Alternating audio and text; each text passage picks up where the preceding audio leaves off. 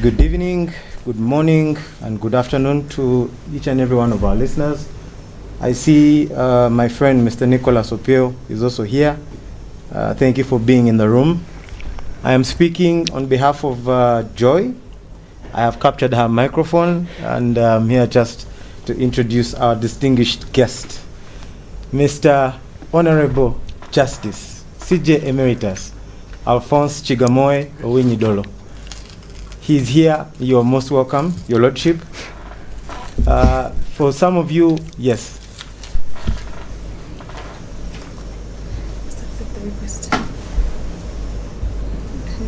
All right. I hope I am audible. Your Lordship, you are most welcome. If you could just unmute just so we can hear your voice.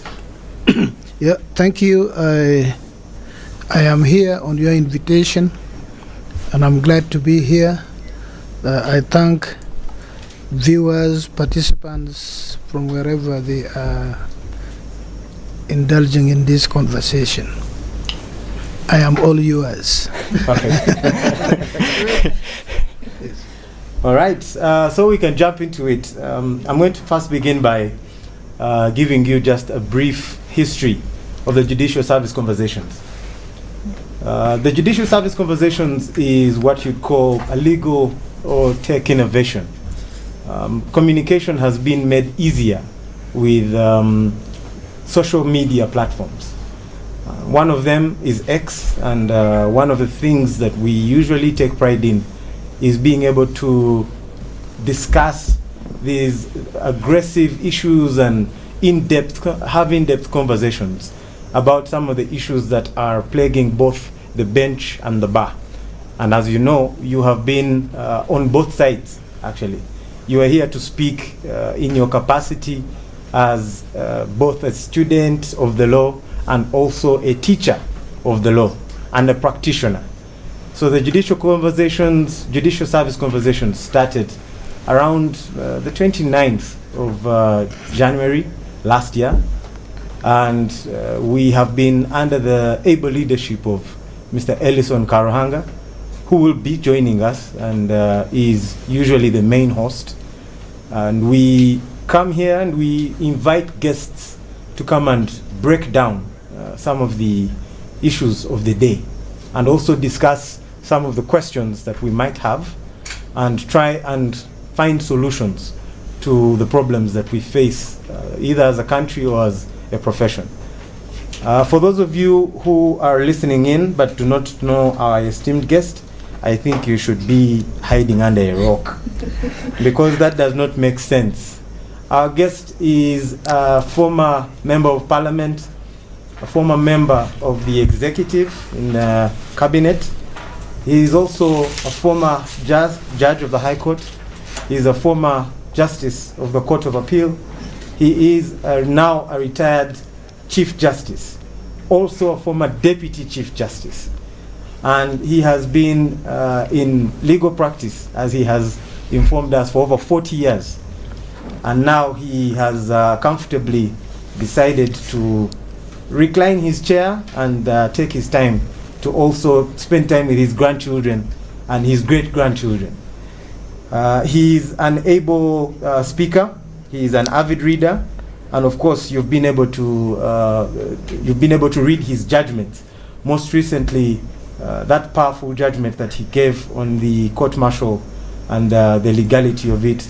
We shall be getting into some of the discussions that you'd like to have us ask him. So in the event you have a question, you can always post it below the space or send it to Alfred and Joy so that they can be able to relay it to our speaker. I think I'll pass it back to Alfred to take over from here. Thank you, Alfred. Yeah, thank you, Reina, for introducing our guest. Just even for those who have never interacted with maybe his judgments or his bio before, now have a picture of the person we're having today. I think I'll round over now to my co-host, Master Shemtai, to have the first one or two questions. Thank you. Thank you very much, Alf. Thank you very much, Reina, Joy. It is indeed a pleasure and a privilege to be able to sit next to you. I've heard about you growing up in different other ways, and I hope I'll have a moment to discuss that with you later, but they were all wonderful, and it's indeed a pleasure to be able to sit next to you and be able to ask you just a couple of questions. For the listeners that we have today, just as an icebreaker, what would surprise them about you? What's that one thing that you think if the listeners were to take home today, they would be surprised?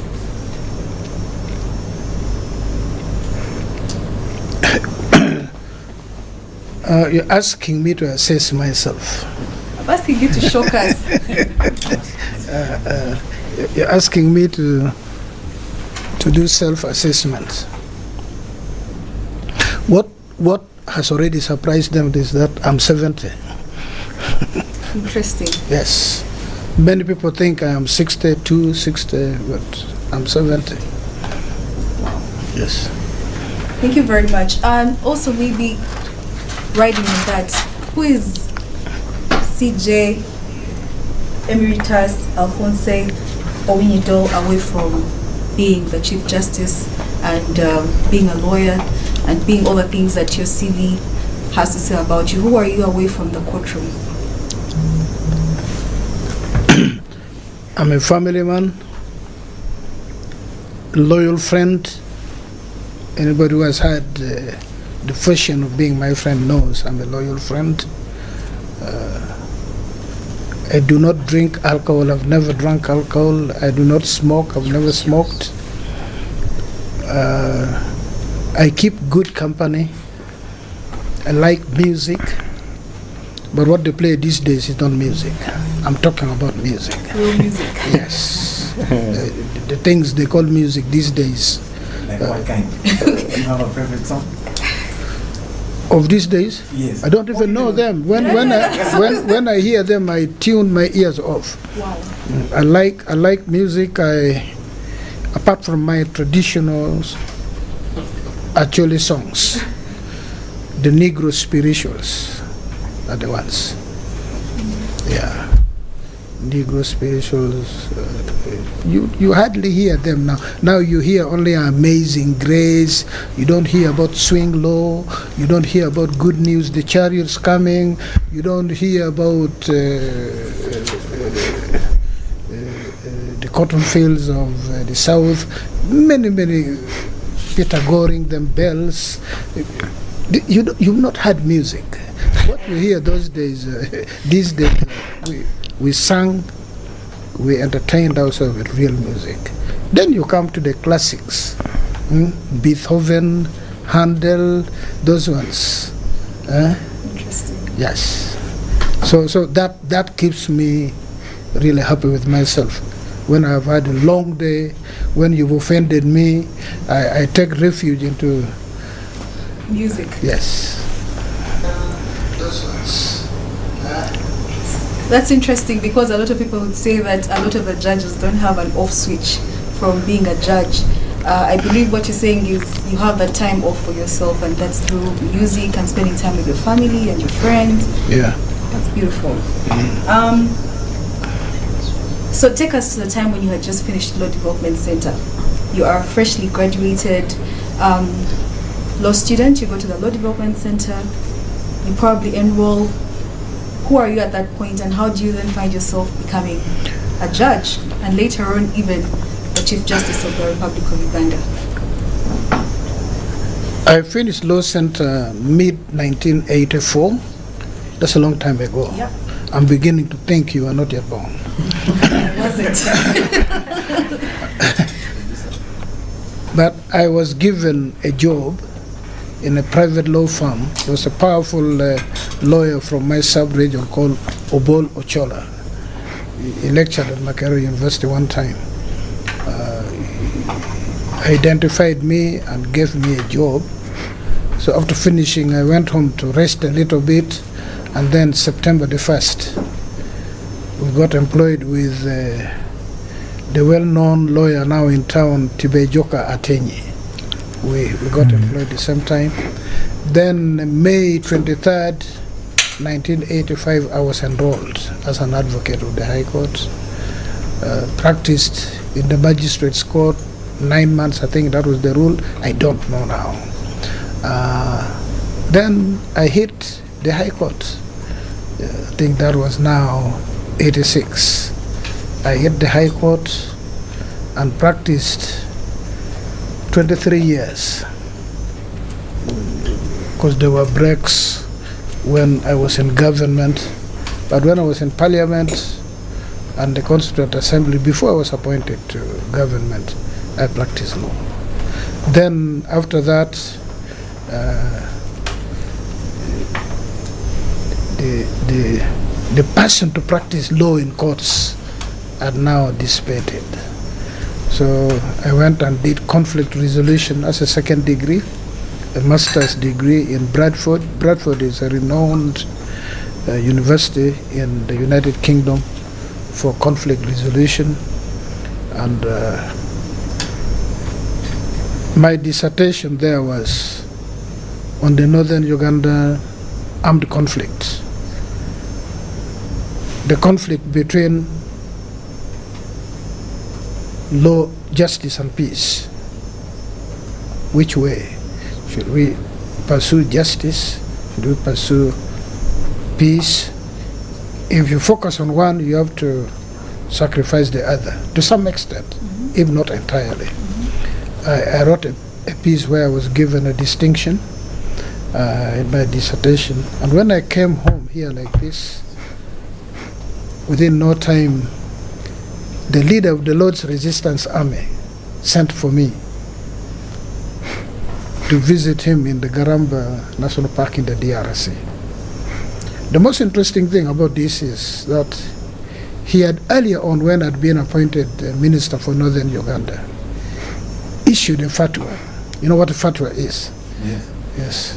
That I should be killed, and I should be killed in a very spectacular manner. He didn't want me captured and taken to him, but my killing ought to be, I think that would involve not wasting bullets on me, cutting me to pieces.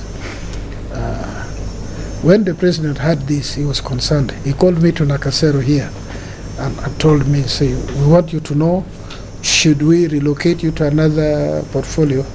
I said, but then when you remove me, somebody is going there. Why should somebody else die and not me? So I said, I'm staying.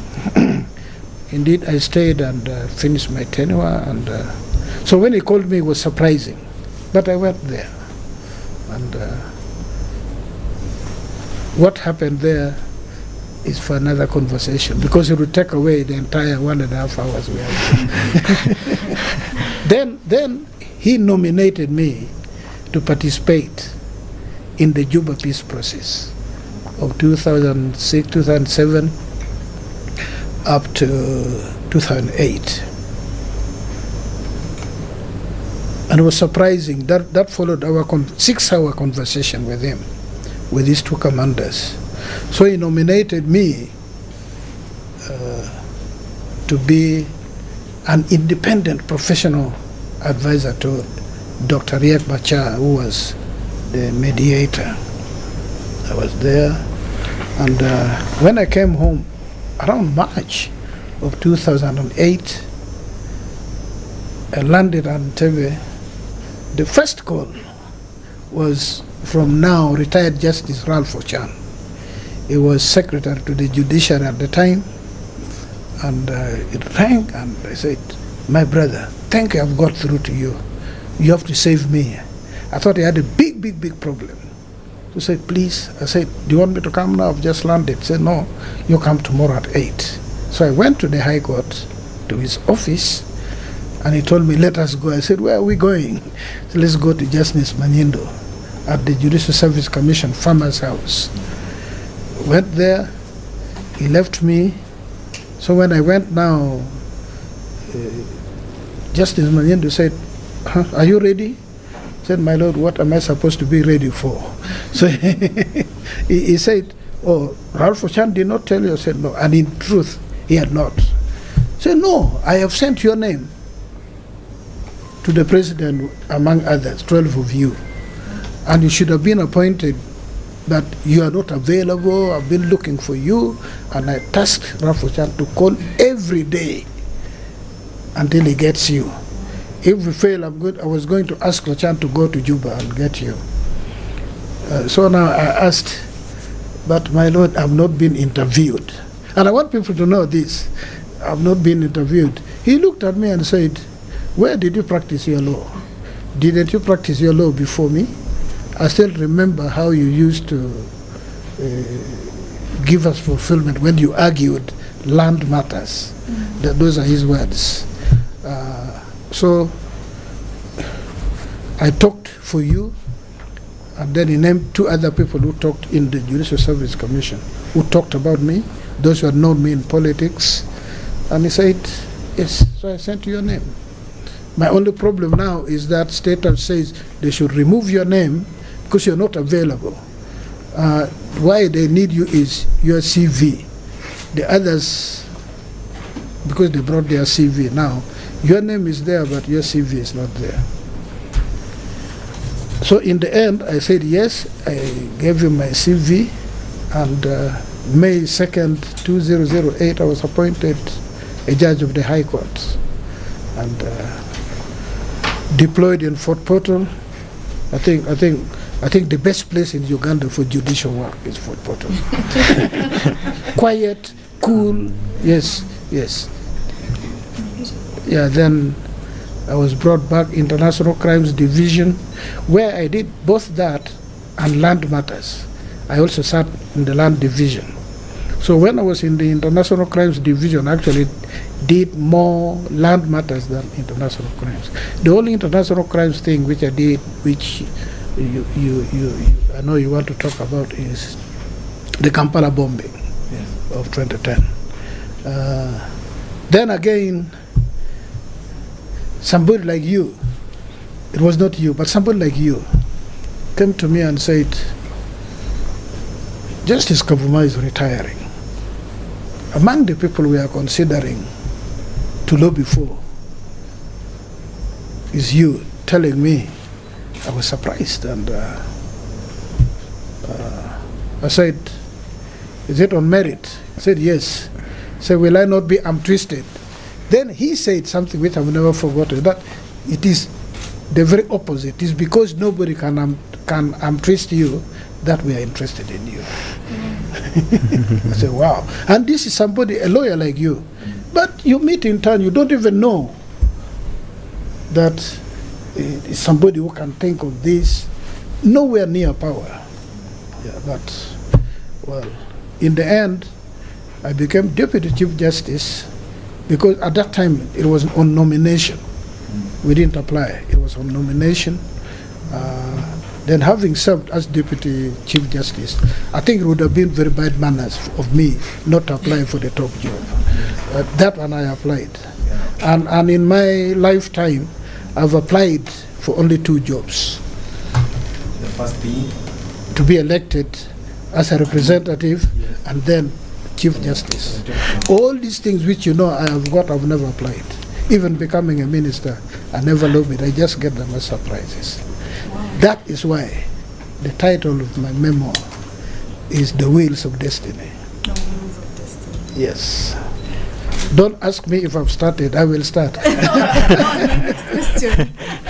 No, when I've finished the 3 months where I want to complete pending judgments, I'll sit down and write it. They're already telling me how I can either write or sit and talk the way I'm talking, and then I try. But I will write. Yeah. Just to close up here before we move to the next host, very inspiring. I think one of the questions these young lawyers in the room might be having in their minds is, along this path, from when how did you even choose to decide to go and do a bachelor's of law to start with? Oh. And then, as you're answering that, maybe you could also advise us on what would you say are the 3 most defining moments in your career from when you became a lawyer until your retirement just recently, and then we can move. Yeah, I think he has to mention that he's an old Budonia. Well, yes.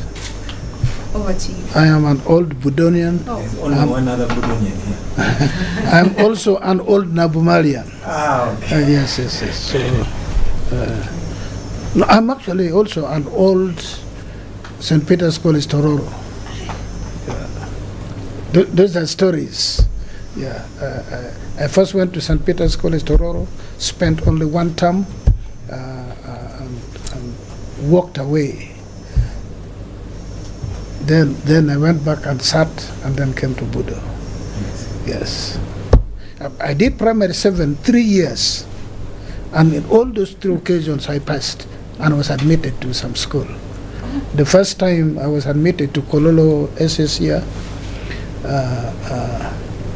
mathematics always teased me. I would get in the 80s and mathematics would be like in the 50s or something, and because we were not taught mathematics in P5, you can imagine, 1 full year.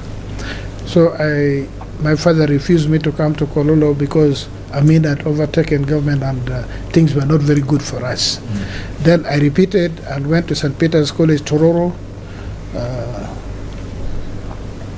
I walked away after 1 term and then came to King's College Budo. The reason I came to King's College Budo was actually because my elder brother said I would make up for the lost year because Budo did express class. Yes. 3 years, and that's the only reason. Otherwise, during our time, me as a Catholic, it was unthinkable that I would go to King's College Budo. I would go to St. Mary's College Kisubi, Namiliango, St. Peter's College Tororo, like that. Yeah. It's the wheels of destiny. Yeah. Then the inspiration. How did I choose to do law? There was a fellow who, at that time, was a student at Makerere University, but later on, he lectured at Law Development Center. He was called Joseph Oto, from my place in Patongo. So there was a time he came and addressed us. We were in P7. The course was called Civics. Now it is called Social Science, Social something, Civics. So the man talked about separation of powers, parliament, executive, judiciary, and he talked for over an hour without making reference to any book, any paper, just speaking from his head. So I said, lawyers are the most brilliant people on earth, and I must become a lawyer. That's how I became a lawyer. That somebody can, because our teachers would teach, and there's a book, a reference book, but yes, somebody was speaking authoritatively for an hour or so.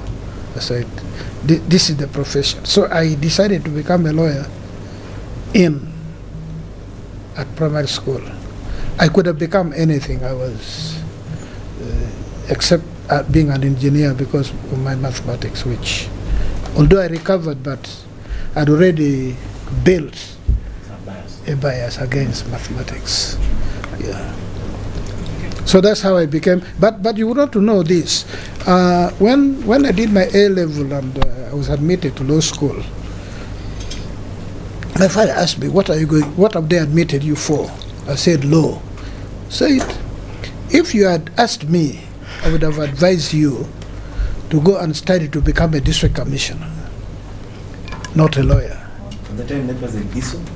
No. 1980, there's nothing like DISO. Yeah. But for him, he understood district commissioners were very powerful. Very powerful. Yes, so, and he was saying, by my nature, I would make a good district commissioner. That's what he was saying. He said, lawyers, and I have said this several times, he said he has seen what magistrates do. He doesn't want any of his children to become magistrates. Yeah. Wow. He even said, since you've chosen, you go. I said, but not everybody who studies law will become a magistrate. I like talking, so I would want to be a pleader. He understood what pleader is. Yes. A pleader, eh? Yeah. Said, okay. So he said, and it's a long story, so again, you'll see it, you'll get it in my book. He just told me this. When you are a magistrate, if your salary is, let me use today's thing, 1 million. Those days they would speak about 500 shillings or 1,000, 1 million. You work for it, you've earned. And then you have a bribe of 1 cent. And you put it onto that 1 million. The whole of that money becomes dirty. I've never forgotten this. You see, the whole of that money becomes dirty, is full of blood, because you've mixed it with money which somebody is crying that I should have won this case, and the person who ought to have lost has won, because, and you know you've eaten something. Because it says the world may not know, but there are 2 people who know this. 3, actually, say 3 people. The person who has given you the money, and you 2 people, and then God. So you can never lie to yourself, you can never lie. I cannot lie to you who gave me the money anyway, or to God. So I never forgot that one, and yeah. So that's how I became a lawyer in summation. Very inspiring. Before, did you have any siblings? Yes. Did any of them also go to school? Maybe one of them was Yes. inspirational? Of the surviving children of my parents, what passed for the eldest child. Yes. Went to school, St. Peter's School is Tororo. Makerere became a school teacher. He retired as headmaster of a secondary school. And my sister, whom I followed, was also a school teacher with a grade 5 diploma. I think that's called diploma. And then myself, and then my younger brother who did education and was a very powerful school teacher. And then went into politics. He was the chairman of my district for 2 terms. Yes. So we are 4, and we're all educated, and yeah. My brother was the first person to get a university degree in 1975. In the district or in the year? No, I'm talking about my village. Yes. It's a big village. Now we are like 41 or 42 university graduates in that village since 1975. That's Agago. In Agago, but I'm talking about my village. Yes. I'm talking about a village. Yes. Yes.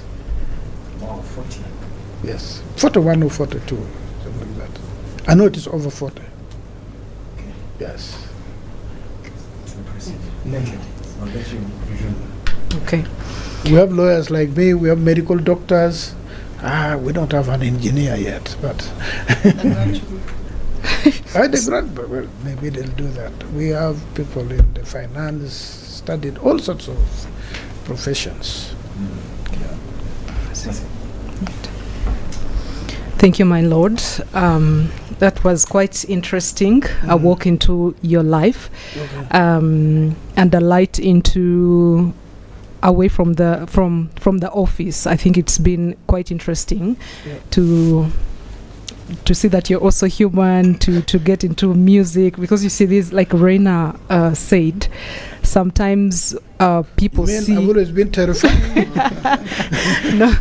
No, my Lord. But you see, normally when you're sitting in that office, it's hard for people to. Sometimes the very first thing that comes off the mind is the office and not the human being behind the office. That's what I was referring to. So it's been quite interesting to get to know. And I had you list. I was a member of St. Paul Choir. Oh. I was a member of St. Paul's Choir in Mbuya, Our Lady of Africa. And I used to compose music. Oh. Like I would pick a hymn which has got 4 stanzas and make them 7. Okay. Come up with 3 new stanzas. Okay. Yeah, something like this. So you can also sing, or is it just the songwriting? Maybe we could have the honors. Oh, you can sing? But for a fee. I'm sure we can come to an agreement, my Lord. Okay. So I just want to. You know this hymn, Amazing Grace. It is normally sung in what you call lago. Okay. Or lago or moderato. Slow, amazing grace, how sweet the sound. It's yeah, it goes. Then there is a version which is sung in what we call staccato. Yeah. Amazing grace, how sweet the sound that saved a wretch like me. So it moves fast. Okay. Okay. Yeah. What's your preference? I think I like the staccato. I don't You know. do, eh? I like the staccato. What do you Yeah. prefer? The calm one, I think. Yeah. I'll sing for you, but for a fee. Okay, Yeah. I'll make sure to come back to that.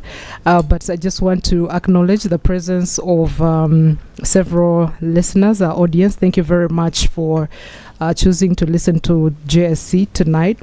We are privileged to be having a discussion called From the Bench to History, Lessons from a Chief Justice's Tenure.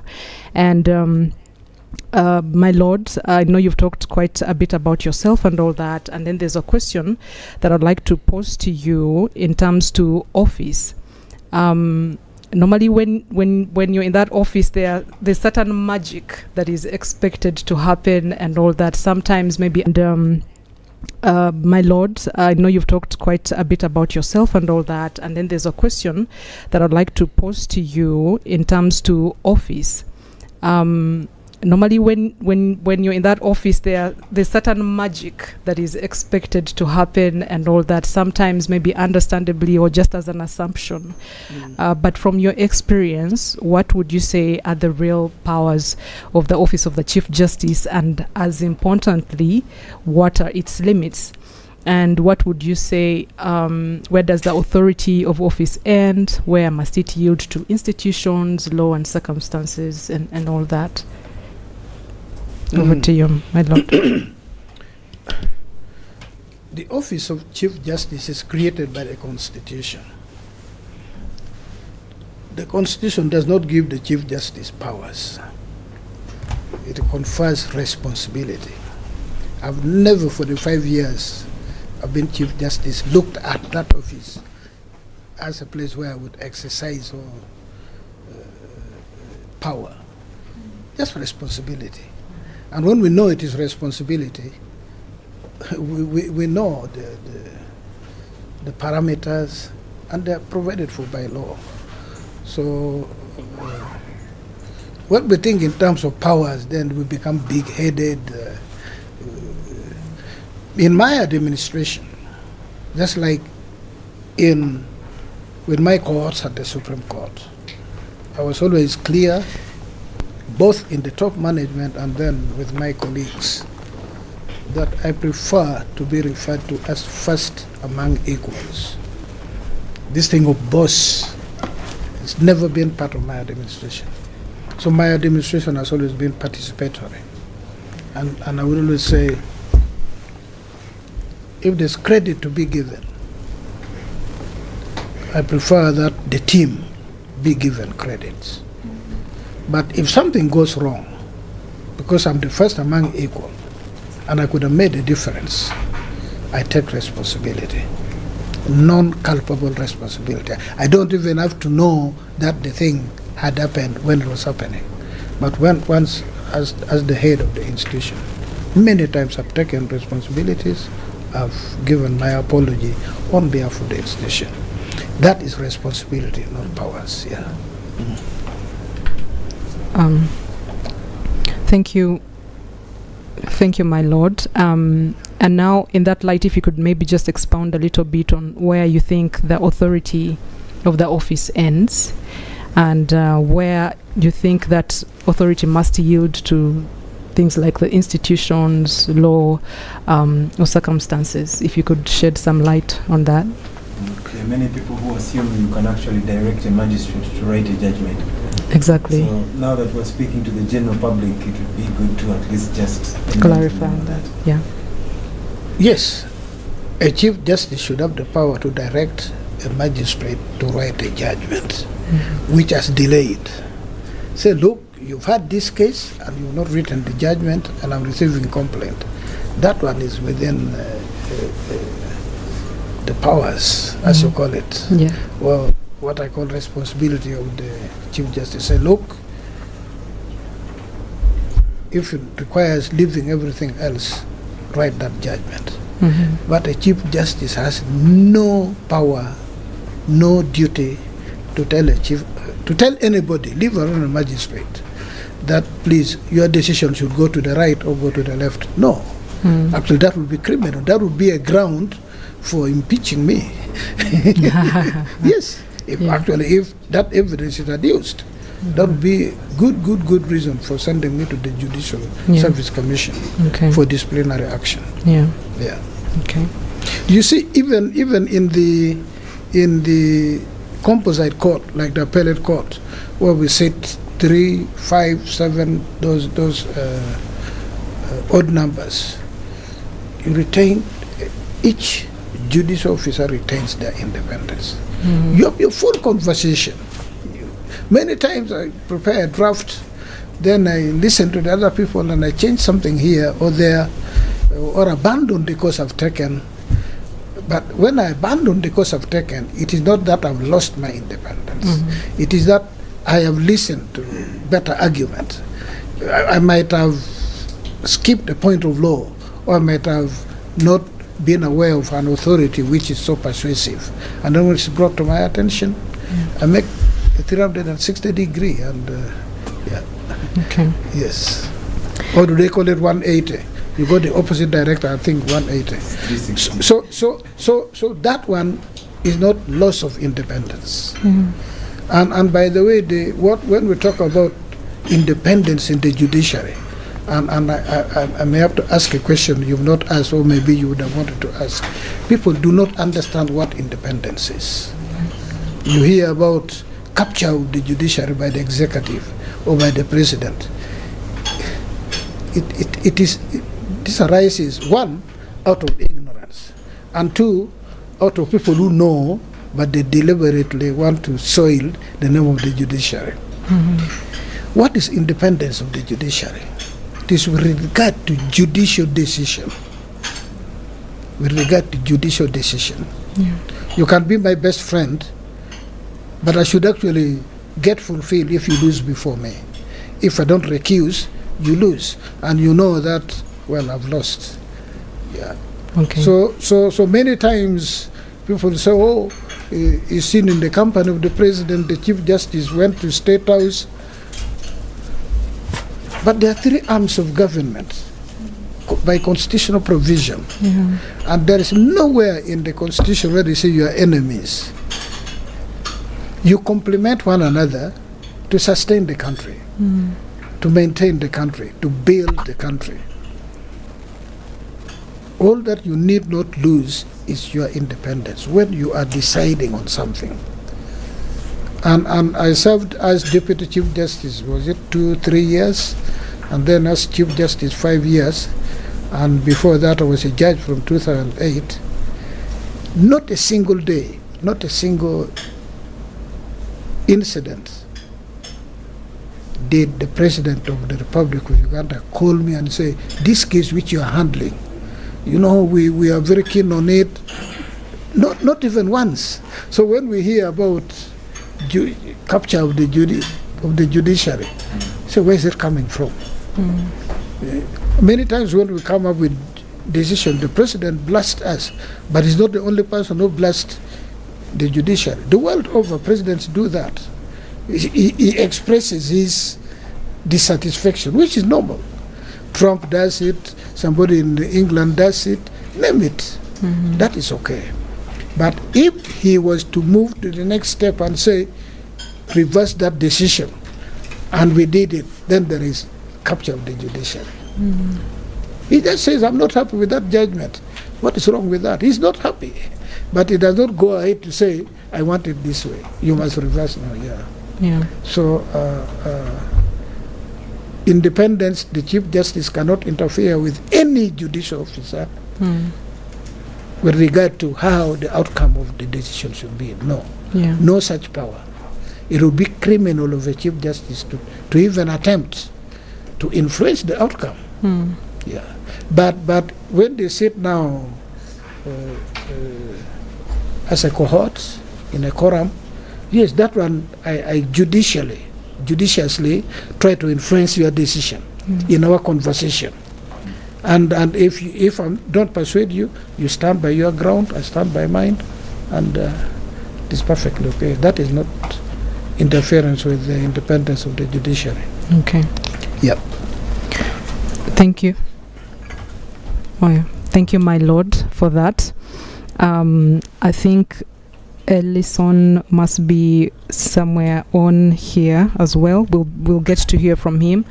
He was not able to join us physically, but he's online, and I think we'll be hearing from him shortly. Thank you once again for choosing to listen to us tonight.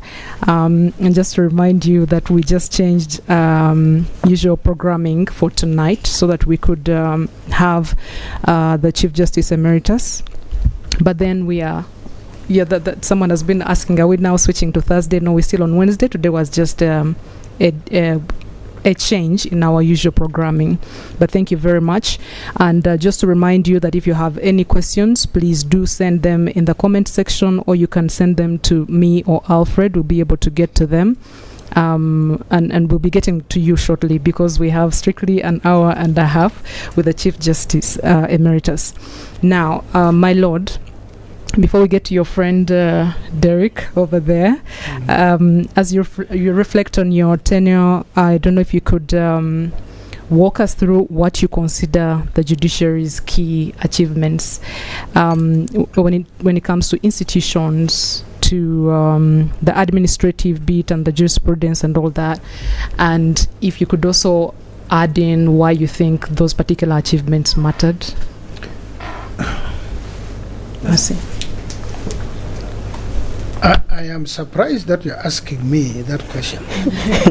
And I'm pushing the question back to you, because I cannot mark my script. It's you to mark my script.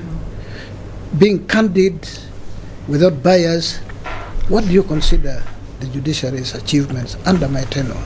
So I'm going to ask the entire people of Uganda, but not me to begin saying I did this. I mean, I find it distasteful in my mouth that I should begin saying, you know what, I did this. No. So I that one I pass. Back to you. Yes. Reina wants to take it up. Okay. Is it me too? Perhaps I'll assist my colleague on this particular question. You happen to be the 13th Chief Justice in the history of Uganda, and you have at least steered a ship that has what you would say a very, very rocky foundation. When Uganda was liberated, or so we have been told, in 1986, there had been a lot of disaster and wars. Right. Yes. Let's keep the record right. Yes. Uganda was liberated from the British in 1962. 1962. Yes, I mean, let us not talk like politicians. Let's talk now as Ugandans. As Ugandans. Yes. Okay. And we were liberated from Idi Amin in 1979. Yes. I was old enough to call it liberation. Yeah. There was change of government in 1986. Yes. Huh? Yes. Yes. So what happened was not liberation, but a change of government. Use the word liberation. What liberation? Liberating who from who? I agree. I agree. I'll use that particular diction. Yeah. Now, the 1995 Constitution. And by the way, the change of government in 1986 was welcome. Yes. And let's not mix up what liberation is and yeah. There are times when there's political talk, but now you and me as professionals, yes, we ought to be better. Yeah. The reason I called it liberation is because we just celebrated 40 years of Liberation Day on Monday. So I had. Okay, but let it be. But you see, yeah, let it be. But it's okay. Please continue. Okay. So the 1995 Constitution comes into play, and the very first Chief Justice after the 1995 Constitution I believe, was CJ Wako Wambuzi. And after Wako Wambuzi, who retired in 2001, was CJ Benjamin Odoki, who also, I believe he served up to about 2014. No, I believe about 2014 when Chief Justice Bart Katurebe also took on thereafter.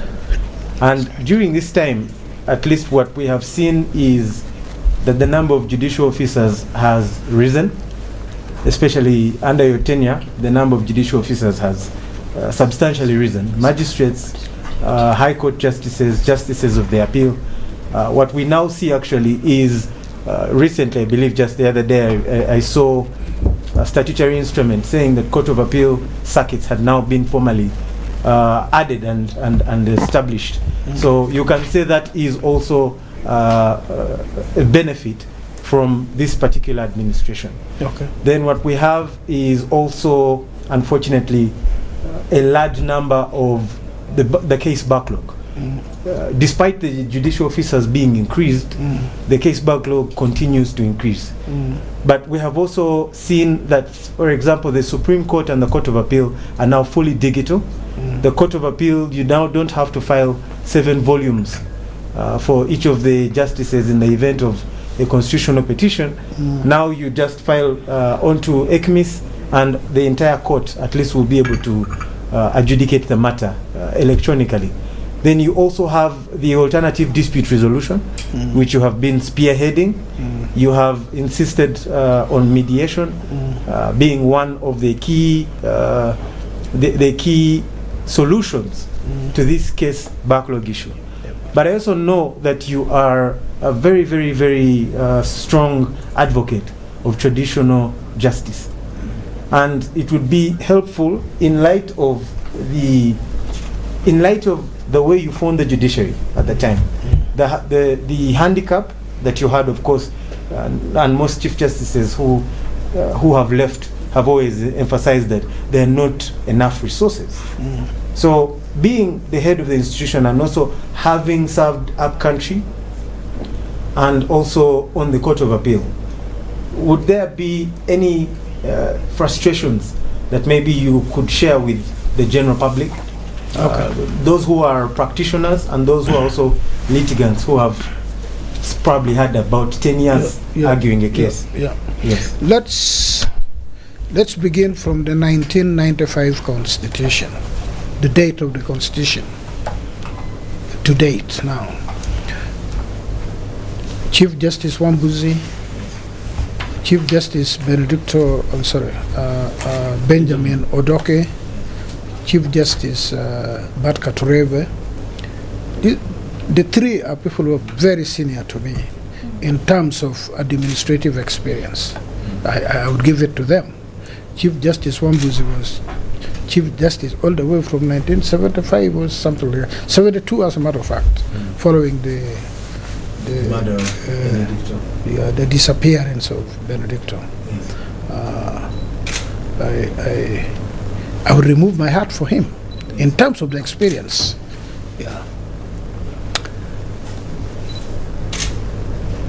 What is the difference between my tenure and theirs? It's only one area. I think I was a lot more stubborn than them with the executive, with the chief executive.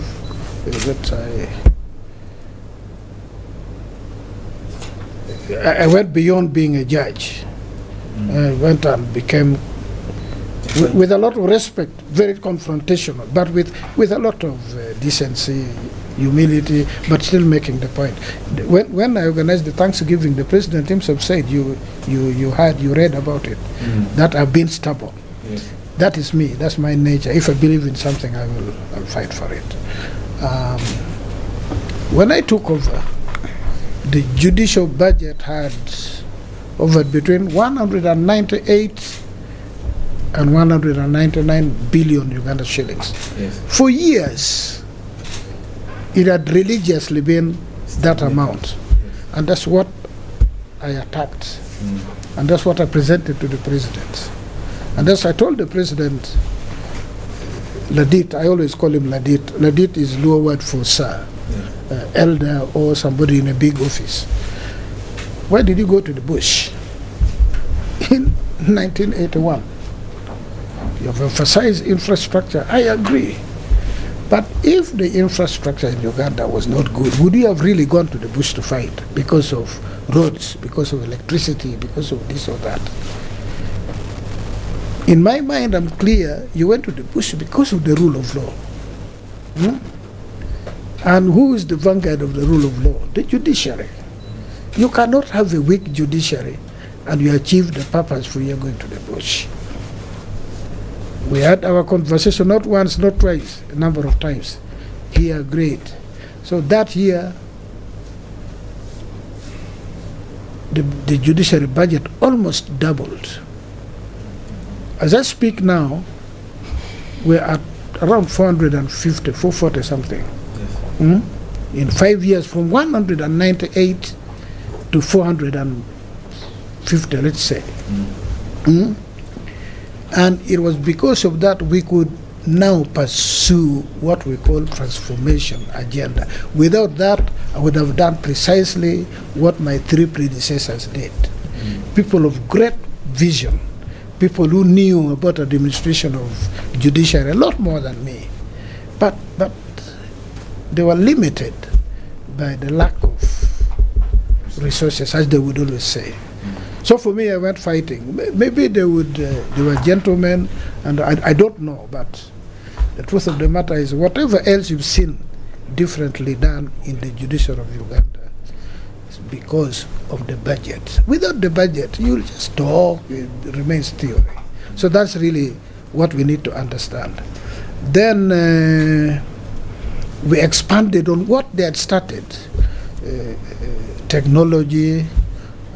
We recruited massively and really changed. And then what I did, I came up with the plan that we must have courts in the countryside, not urban areas only. So every county constituency would constitute a grade 1 magistrate. Every district would constitute a chief magistrate, a magisterial area. And then a cluster of districts would be a high court. That's why we expanded from 19 to 38. Not all of them are operational, but they're all gazetted. If we had enough judges, they would be in all these places. Then, and then we expanded the Court of Appeal. Yes. We used to be limit of 15, but we were like 13. Now I think they're 20 something. Yes. That's a big difference. And the beginning point, if you're fighting things like backlog, delay, is numbers. It's numbers. Because when you don't have sufficient number of judicial officers, you don't pay that much attention because you see files pending from here up to the ceiling. You're writing a judgment, you look at that and say, when will I begin on this? So your focus, your attention is distracted. You get overwhelmed. Then my other point was, courts should not be courts of statistics, but courts of law, court of justice. You cannot render justice by statistics. How many cases are so and so resolved in a year? That is very dangerous because then you have people who want to finish. You have people, you will say, I have resolved 40 cases. 27 of them were dismissed for want of prosecution, for this or that. The earliest opportunity to get rid of it. But the statistics is saying you did 47, but in reality you did only 15. So for me, if we had the 150 High Court judges, which is that's the ceiling. So much that you're talking of, even without the technology, there would be a big difference. Now we are about 90 or something. Yeah. There would be a big difference. 150 High Court judges, there would be a big difference. And then when I had my discussion with the president, for him he's saying we should have magistrates courts in every sub-county. You think of that. Let me give you the example of Namibia. Namibia has got a population of 3 million people. 3 million people. In just Windhoek? Or that No, the entire country is 3 million people. Oh. Do you know how many magistrates they have? Over 1,000 magistrates. Yeah. The High Court judges have forgotten the number, Yeah. but almost half what we have here for 3 million people. Do you know how sweet it is to be a chief justice in Namibia? Because what you call case backlog begins 6 months. Ours 2 years, then you say it is backlogged. In Namibia, if a case takes 6 months and 1 day, you must write to the Chief Justice why the case has gone beyond 6 months. An explanation. It's just in the numbers. Yes. Yeah? Technology only now helps us, but first you begin with the numbers. We are 45 million and we have 500 magistrates. Namibia has got 3 million, they have over 1,000 magistrates. You get where the problem is. Yeah, So it is in the numbers. Yeah. People talk about technology is good, but technology now. I am a judge who never wrote proceedings. I think in Fort Portal I did. Yeah, but all my judgments I typed. Then when I came here now, I sit and swing in my chair like this, listening at you, just seeing your demeanor as a witness, and then I note down something and so by the time I retire, you can see me still walking. I can outpace you. We can walk to Nakawa with you tomorrow. I leave you behind. But my colleagues who came before me, who were doing stenography, you retire and your shoulder is like this. Yes. You know this. Yes. That's where technology has helped. Yes. Auto recording. But, and I want you as members of Uganda Law Society, the battles you should be fighting are those battles. You should be lobbying Parliament and say, no, in these 5 years, we need the judges to reach 150. We need every county constituency to have a minimum of 1 magistrate. But now, you talked of backlog increasing. Yes, because the population is increasing. What you've not told me, our capacity to dispose of cases annually has catapulted. We are way above what we used to do annually. You go to the records, what the cases we dispose annually now, much more, only that the population has increased now because the courts are slightly more effective, more people now come to court. These are the explanations. Yes. Okay? But it is the budget, the funding of the judiciary. I had extracted from the president an agreement, that within 3 years, the judiciary budget was going to match that of Parliament, 800 billion.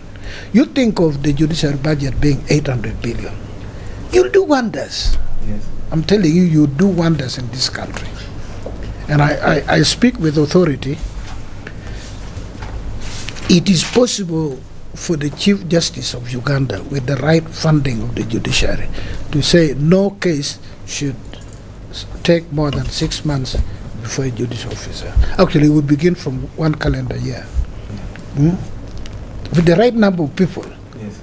Now with the technological, yes, say 12 months, 1 day after 12 months, you must give a written explanation, or else you go to the Judicial Service Commission. This can be done. From my experience, it can be done, but we must fight for funding. Had it not been for COVID, I would have left the judiciary when the judiciary budget is 800 billion. The other time when we swore the new Chief Justice, my successor, I told the President in the Kisozi, say, we were disrupted by COVID, but we need this increment to continue so that my successor can reach the 800 billion we had agreed on. If that happens, you'd enjoy being a lawyer. and then of course, what it is not me who introduced ADR. I always want credit to be given to the right persons. But for me, I understood it, focused on it, and did a lot more. And now institutionalize ADR a lot more than hitherto. That one, yes. Yes. And for you as practicing lawyers, I can understand if lawyers in Uganda are fearful of ADR, thinking that will take away business from them. That has not happened in Uganda only, the world over. But I want you to know, lawyers in the United States make a lot of money. And over 95% of all disputes in the United States are handled through ADR. Less than 5% go to the courts of law, both in criminal and civil. ADR is the in thing, because like the other thing, the dispute, the Kabaka's estate, 21 years in court, the one I concluded the other day. 21 years in court, they are not even started on the merit, they are still fighting those technical things you lawyers are good at. 21 years. And then took me actually it would have taken less, took 4 months because I had to go to hospital. Otherwise, if it was not that, we were going to conclude it in a month or two. And everybody is satisfied through ADR. And you get paid for your role as a lawyer, and you put it away and you handle something else. So the output, your performance output as a lawyer, at the end of the day, you actually earn more than when you go for litigation. That takes 3 years. That I've been a lawyer, as you know, in practice, I know. So I would urge every lawyer embrace ADR. It will change this country. It makes for a more stable country because it builds harmony. It has got the beauty of expeditious disposal of cases. So for me, I would urge the young fellows who are now in practice, that's a golden thing. ADR is a golden thing. And for me, the rest of my retirement is going to be doing ADR, but a different type of ADR. I'm not into this commercial, if they call me, I will do it. But my focus is the ordinary man in the countryside who has land dispute, who has this and that, to go and help them. I want to put up an ADR center in Gulu, by the grace of God. Then I'll focus on that. Yes. Just joining us,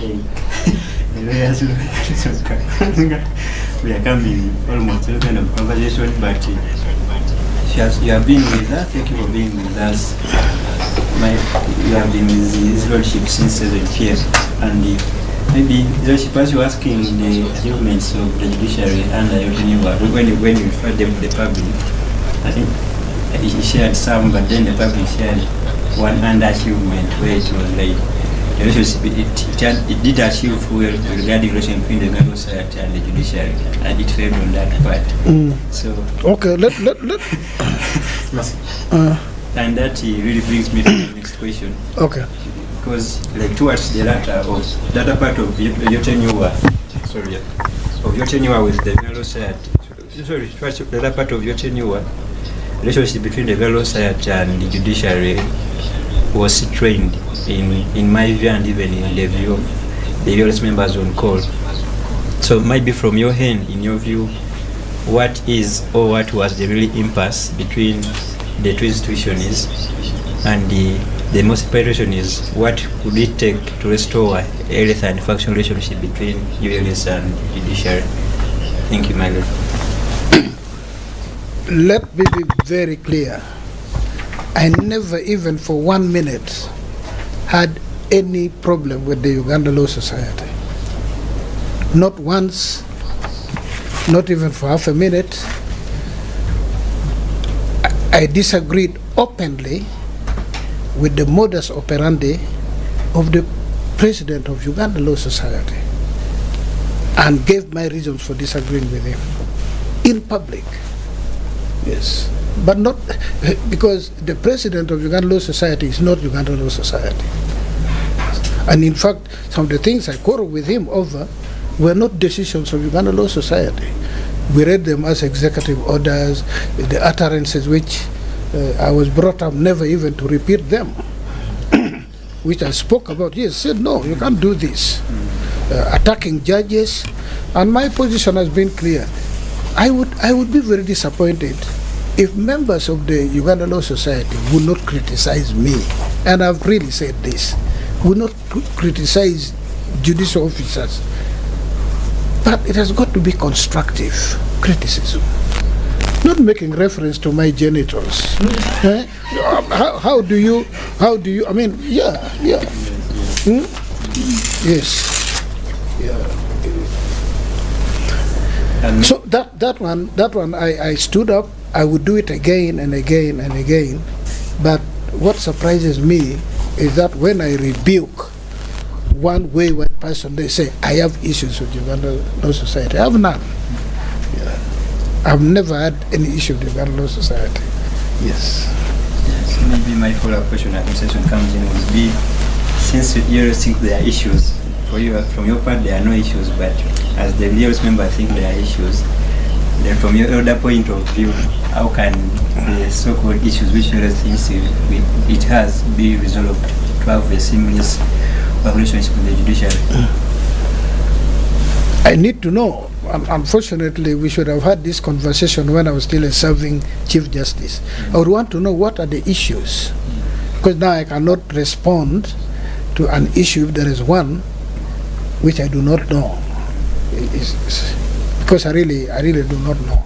If disagreeing with the head of the institution means disagreeing with the institution, you really have to persuade me to accept that that is true. I hold the view very strongly that that's not true. And if you want to know, by the way,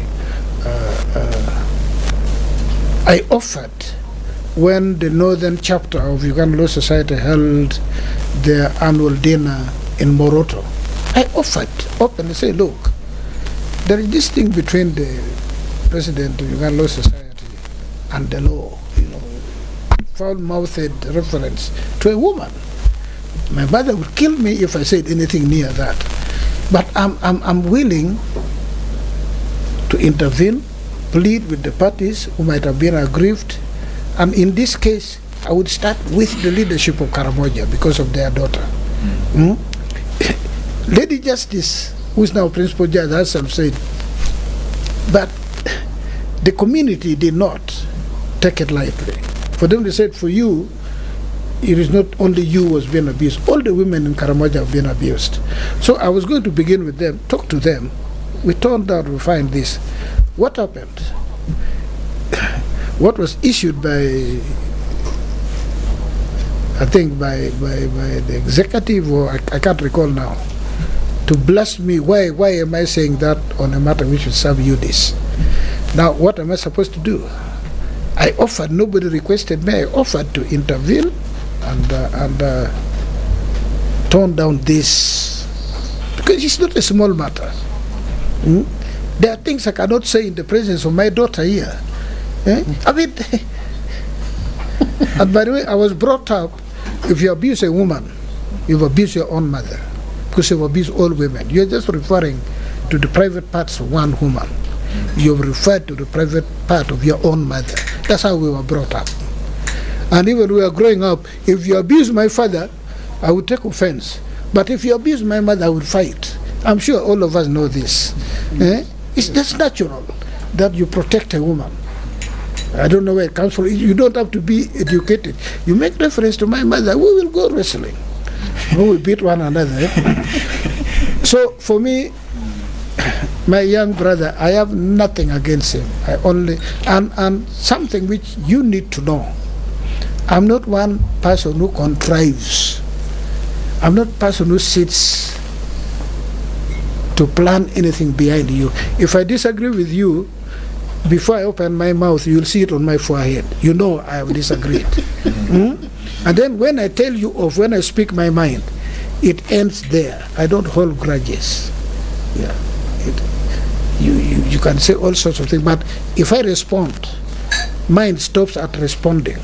After that, I meet you, it's like we have not quarreled. Yeah. So this notion that the relationship between me and the Law Society was strained is absolutely false. Of course, it was not. As a matter of fact, at my instance, I sat with the members of the Uganda Law Society, led by the Vice President, in my boardroom, and we discussed a lot of things. How we should move, how we should do things. Yeah. And it came from me. Yeah. So I leave office, I wanted to know I've left office without any quarrel with the members of the Uganda Law Society, but, and let me use the occasion of this conversation. Law is a profession. Medicine is a profession. Theology, priesthood is a profession. Even engineering. There are rules of conduct. And that's what makes it different from the non-professional disciplines. The rules of conduct. I would be very happy if Uganda Law Society writes to the Chief Justice, we're not happy about these things. And then we have a meeting, an engagement. And you find that out of the 7 things they've written, actually they are right on 4. Then on 3 we persuade them that no, this one is because you did not have sufficient information. And then we agree on how do we resolve these 4. How do we make amends? How do we do better? That's how things should be done. But now if every time, by the way, the president of Uganda Law Society, the only time I saw him treat me as a human being was when he was dancing under some waterfalls. following the court, what they call the court-martial judgment. He should have written to me quietly that on this one I commend you, on the others I don't, but on this he didn't have to dance like a night dancer. No, he didn't. But let me say this, I have nothing against Semakade. There's no reason. When he became president, I'm the one who invited him to my house. We had breakfast. Well, I mean, that was goodwill. I invited him, we discussed things, say, look, you campaigned on banging the table. I don't believe that you are going to physically bang the table. He said, of course not. I said, now you have won the elections.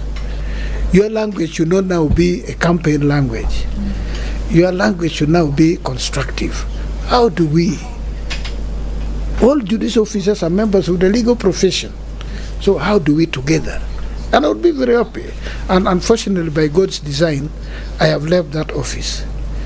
Let me hope now, if I've been the stumbling block, my successor will now do better. But if you are going to do the same thing which I saw during my tenure, it will continue.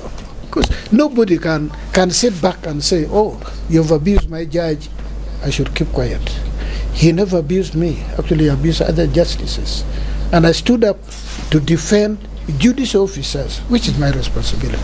So nothing personal with Mr. If he came tomorrow to my house, we'd have a meal together and we'd laugh over it. Yes. As I said, I don't hold grudges. I think it is too burdensome.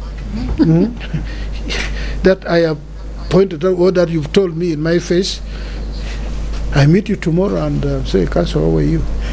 Yes. You might be saying, he's still bitter at me. What for? There are better things to do than keeping grudges and contriving evil against people. There are better things to do. Thank you. Maybe at this juncture we invite the lawyers ELISON KARUGANGA to be having the issues which lawyers has. Since the lawyers lawyer knows better, you could start from there and proceed. Thank you. Yeah. Well, maybe we can first request the Honorable to give us a few more minutes. Can we do 9? It's now 8. We agreed with her that Yes, sir. the other thing. It's there. She promised me a bottle of wine. Okay. I can take it to my house.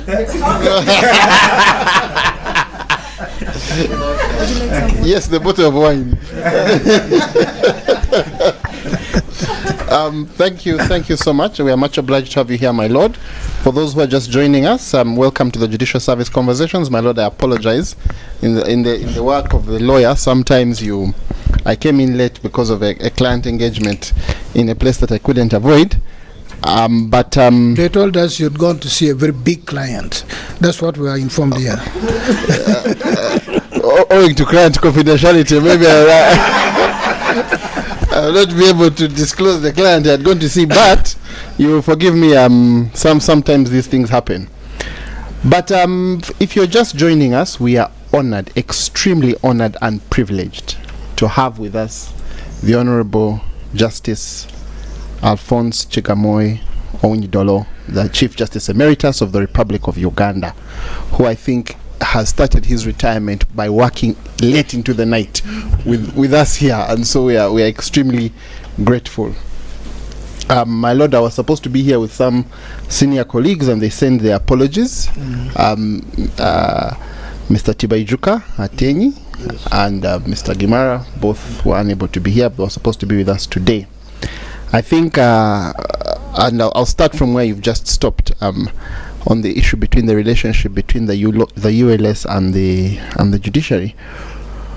My lord, the Judicial Service Conversations, these conversations here started when we began the campaign for the commissioners on the Judicial Service Commission, to the representatives of the Law Society to the Judicial Service Commission.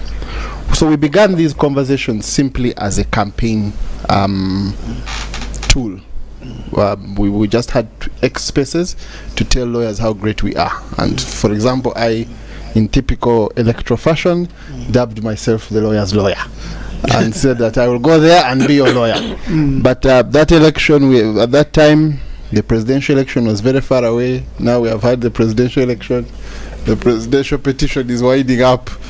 The parliament has gone. And many colleagues, but anyway, the conversation then transformed itself on its own into what many members dubbed as the Parliament of the Bar. And just to brief you, we have hosted, I think we've been here for about 50-something weeks, hosting guests. Mr. Kakande, I don't know where he is. He's there. That is our chairman, Mr. Sam Kakande. He's the brain behind everything. He's the force behind everything. He's the lion, and we are simply the roar. And in these conversations, we've touched on so many issues, and we've held so many guests. We've had ministers, the Honorable Mao, the Right Honorable Kadaga. We've had a number of guests, and so we are really honored. One of the criticisms which we received, and I think it's a fair criticism of us at the end of last year, was that many times as lawyers we have talked at the judiciary and we have not talked to the judiciary. And we were asked by many people who are listening that instead of giving you great ideas, can you actually have an engagement with the judiciary? And I think that although you are the retired Chief Justice, I think the engagement doesn't come bigger than you. And so we are honored that at the first request, and at extremely short notice, that my lord, you have found the time to be here. I came in late. I don't know if everyone was introduced. We have there Mr. Chiyonka from the Daily Monitor. My lord informed me, and I think it was a matter of public record, and that's something which I think we have to go into shortly, that when you were trying the terrorism case, Mr. Chiyonka was arrested as a journalist, and I think the court, you being you, my lord, stood up for the right of journalists. Right now, they are, and we will come to that. So as a starting point, allow me, late in the day, to really welcome you and thank you for being here. Regarding the relationship between the ULS and the judiciary, and the personal, the relationship, whether it's institutional or personal, of course, my lord, I think maybe we'll need you now a lot. We have, whether it's personal or not, there's a complete deadlock between what is in the Law Society is currently handcuffed by court orders.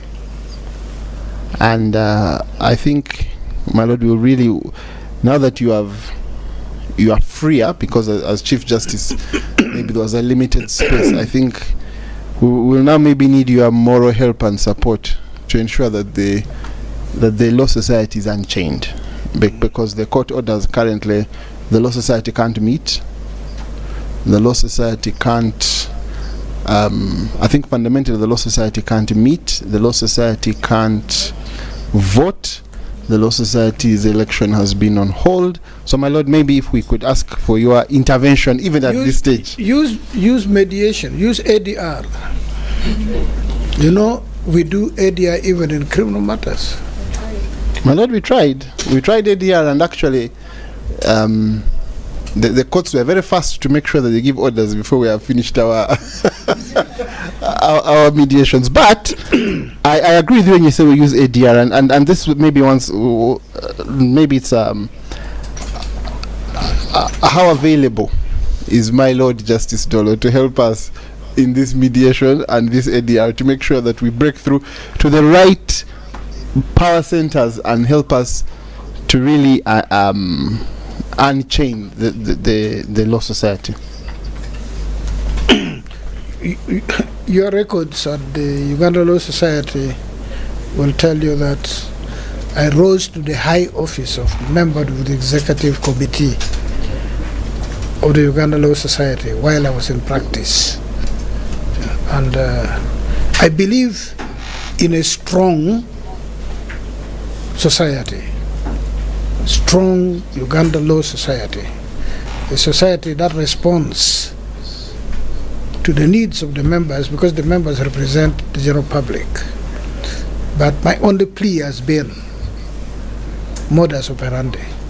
We can achieve all these things without noise, without backing at one another, without speaking at, but speaking to one another. We can achieve all these things if we sit the way we are sitting. Then when we are together, you can call me a fool, I will just smile at you. I would probably say you are an idiot. And then it ends there. But when we go out there, people see us holding hands, but it doesn't mean at our discussion we are being nice to one another. Because maybe calling me a fool would help break the ice and say human. When I'm going out, say human. The whole of me to be foolish. How could you say that? And you know, we laugh over it. And in the next meeting, you're not going to call me a fool anymore. You've said it. It becomes now like a broken record if again you call me a fool. So it is that type of engagement, a forum, sitting, informal, formal, we can do it. And it comes from the realization, as I've said before, I would have loved to know that Uganda Law Society is our spokesperson. The institution to defend judicial officers should be Uganda Law Society. To explain to the justice seekers, to the people, that no, in this area, I think you're just misinformed. You do not properly appreciate this one. The courts are not to blame. I would have spoken less. You'd probably not have heard the Chief Justice speaking 10 times, because then you would be doing what you're supposed to do as Law Society. Then there is this bad blood which first of all, I gave you that in my view, the leadership of Uganda, the top leadership of Uganda Law Society declared war, not giving judicial criticism, but something different. And it was my duty, and I believe it should be the duty of any head of institution to stand up and defend the institution and defend the person who has been dragged down into the mud. But again, as I said, that was nothing personal. And I leave office knowing that between the president of Uganda Law Society and me, there's nothing. I do not hold anything against him. If he does, that's up to him. He speaks for himself. I do not. And even tomorrow, even the other day, if there is anything I can do to bring rapport to bring harmony between the society and the judiciary. Oh, that would be a blessing to me. I would do it. I would do it. You just have to give me the call, tell me what needs to be done, or we can sit down and discuss what needs to be done, because it makes for a better country. It makes for a better legal regime, yeah, in our country. Yeah. Nobody gains when the judiciary and the law society of a country are at war. Nobody gains. It is a pitiful thing. So I thought I should just make this point clear. I had earlier made the same point, but you were not here. Thank you. Thank you, my lord. If you're just joining us, welcome to the Judicial Service Conversations. We don't have them bigger today. We don't have them bigger than we have it today. We have been joined by the Honorable Justice Owunyidolo, the Chief Justice Emeritus of the Republic of Uganda. My lord, one other issue that lawyers have had for a long period of time, not long period of time, but in the last few years, is what lawyers believe is a problem of bail. My lord, following the bail guidelines which were issued, many practitioners feel that courts have become more cautious, and in many instances the High Court is quickly seen as, not only the High Court, even magistrates' courts are seen as bail averse.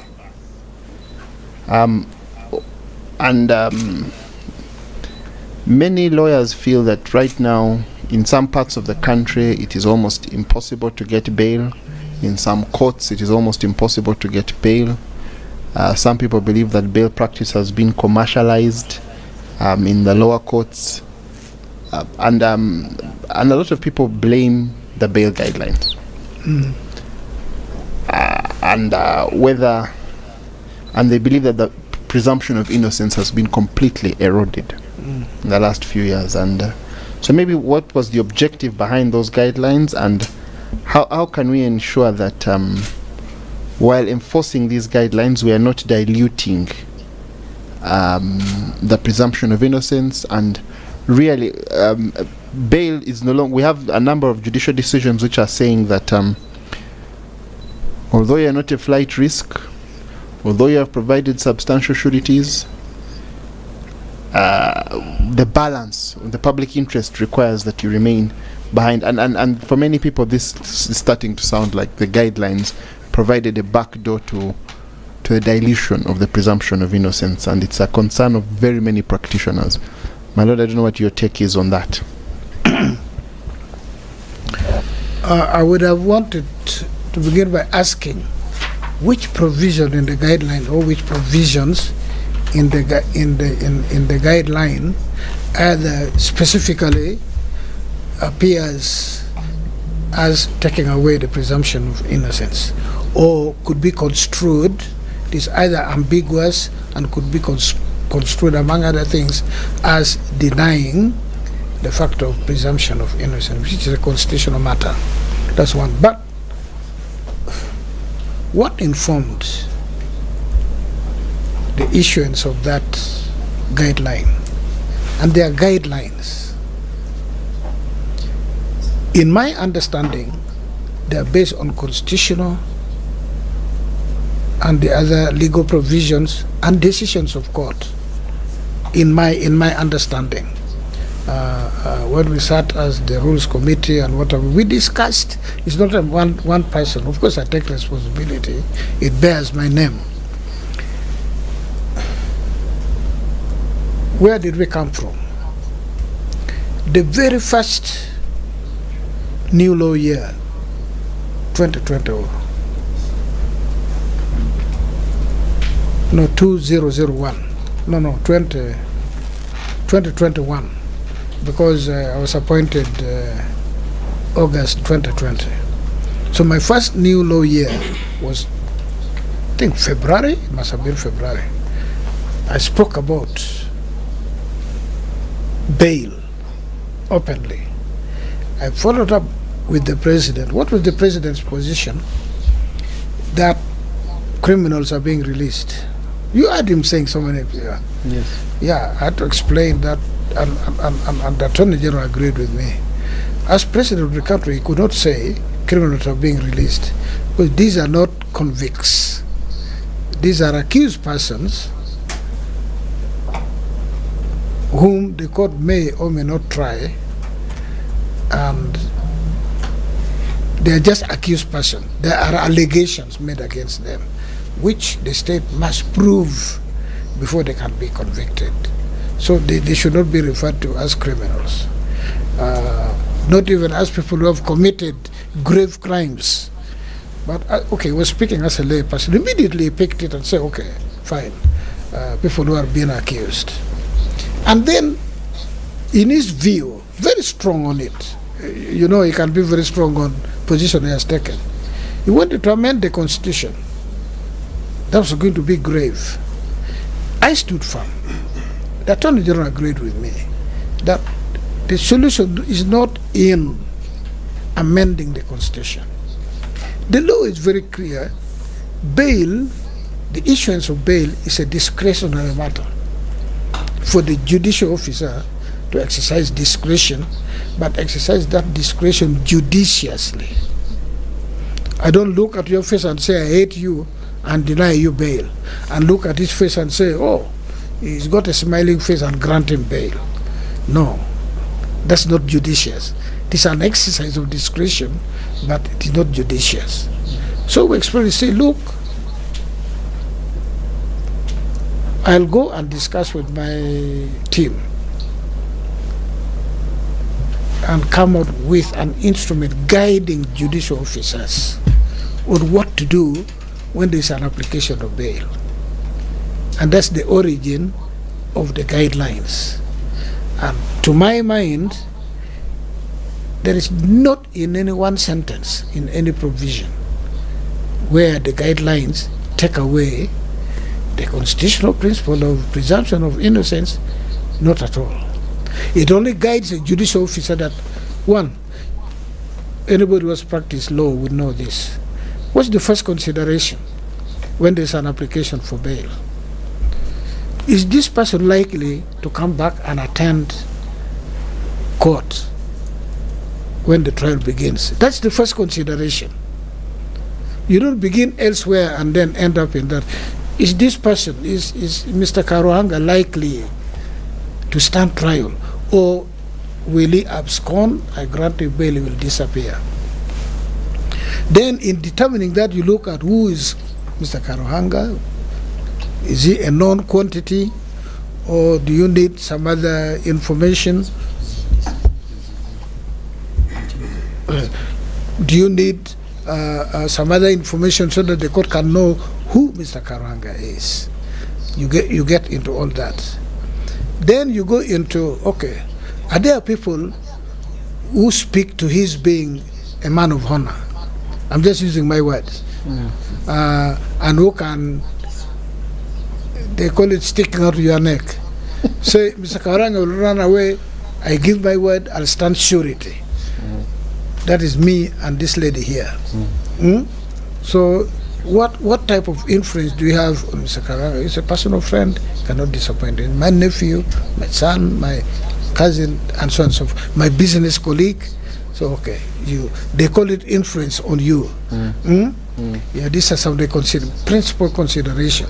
Then say, to make it difficult for you to abscond, either you pay in court some money, or you hold yourself to pay in the event that you abscond, and depending on the gravity of the alleged offense, the court exercises discretion, and also to hold the sureties bound. And in many cases, sureties don't pay money, but they say, if this fellow runs away, you commit yourself to pay a penalty to court. There are other things, but those are the key things, really. That's really the purpose of the guidelines. That you must know what is required to admit someone to bail or to decline. Then there is the other one, which this is a growing trend. If you've not followed, I want you to pay attention. it seems to me that practitioners think that every time you apply for bail, the court must grant. If the court does not grant, then the court is not being fair. I don't know where it is coming from. I practiced law 22 years. There are many times we never got bail. And we took it that at times the court is even wrong in its exercise of discretion. But we would not open our mouth in Kampala Club and say, yeah, for the attention of everybody. Two, I have seen, and it's good to have this opportunity. In one high-profile case, when I follow the proceedings, I even say how unfortunate this person is. You see, I am the one incarcerated or kept, and my lawyers go and submit politics, not the law. They want to make the world believe that the judiciary is the one keeping this man. They don't submit on points of law. For them, they come, you must release this man. I have seen it. If you've not seen it, I want you to pay more attention. So this lawyer deceives the public that he or she is a very good lawyer, and he's doing a lot of nothing, and he's actually making the other person suffer. I practice law. I handle some very high-profile cases, treason and name it, but we go and submit on the law. I don't say it these days. I see people who are fairly senior in the legal profession going to submit politics. How unfortunate can an accused person be? This is happening in okay. I'll not give names. Yes. So now the court declines. Finally on bail, a lawyer goes and say the statutory period of 180 days yes. has expired. Grant bail. Really? How, even if you practice law for 8 months, yes, the statutory period expires. The judge or the magistrate, whomsoever, is supposed to begin by saying, I hereby admit you to bail, and then say, but on these conditions. It's not like, say, 180 days, you can go and come back for the trial. No. So the discretion is still there. That's what the law is.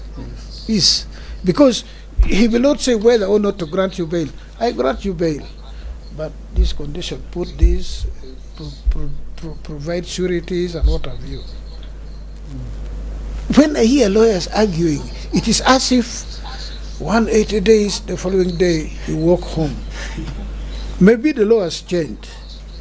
For us who practice those days, you still have to persuade court that the sureties are good, and whatever the accused person is bound to court in has been satisfied. You don't hear that. And then right to bail.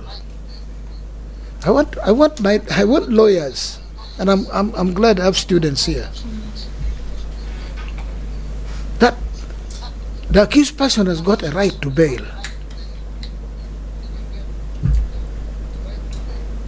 When is an accused person got a right to bail? There are decisions of the court. What an accused person is entitled to is to apply for bail. If bail was a right, then there would be no need for discretion. You cannot put right and discretion together. So when I say it, this talk of bail being a right is nonsense, I really meant it. And I thought it would make the practitioners think again, because they mislead the accused person, they mislead the public, they just want fame, which is cheap popularity.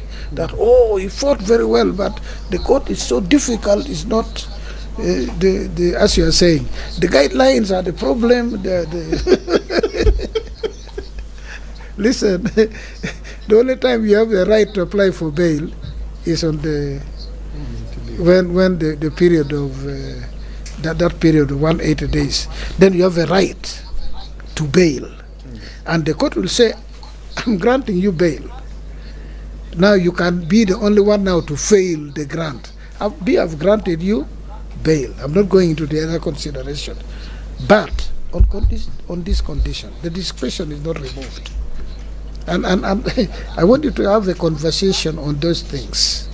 You do a lot of good to accused persons when you know this. Yeah. So to my mind, I have not seen anything in the guidelines which negate the principle of presumption of innocence. None. I mean, it would be very strange. But if you have seen it, please draw my attention to it. Thank you. Okay. Thank you. If you're just joining us, welcome to the Judicial Service Conversations. We're having a honest and frank conversation with the Honorable Justice Onyidolo, Chief Justice Emeritus of the Republic of Uganda, and we are very honored and privileged that you're here. My Lord, if you can just maybe stick on bail for another 2 or 3 minutes. I think so the feelings in the profession are really two. I don't know if I'll express the concerns of colleagues clearly. The first concern that many colleagues have is, I think, on the issue of presumption of innocence. I think the feeling is that whereas bail, the grant and refusal of bail is discretionary, colleagues feel that the discretion should really be on the side of liberty more than not, because you are presumed innocent. So pre-trial detention shouldn't be a punishment. And for example, if somebody is arrested, detained, charged in court, and the feeling from the ban, maybe my lord you can have a pushback, is that a court should look at whether this person is a flight risk or not. And once they have established that this person is unlikely to be a flight risk, then bail should follow as a matter of course. The other thing is that many times bail decisions should be made immediately. I think the guidelines allow for 30 days. A bail application should be disposed of within 30 days. For many practitioners, they feel adjourning for bail rulings. What does the guideline say on that one? On when a ruling should be delivered? The guidelines provide that in the High Court, a bail application, a decision on bail should be made within 30 days of an application. Mm-hmm. And for many practitioners, they feel that once I'm charged, of course in the High Court you make a formal application for bail.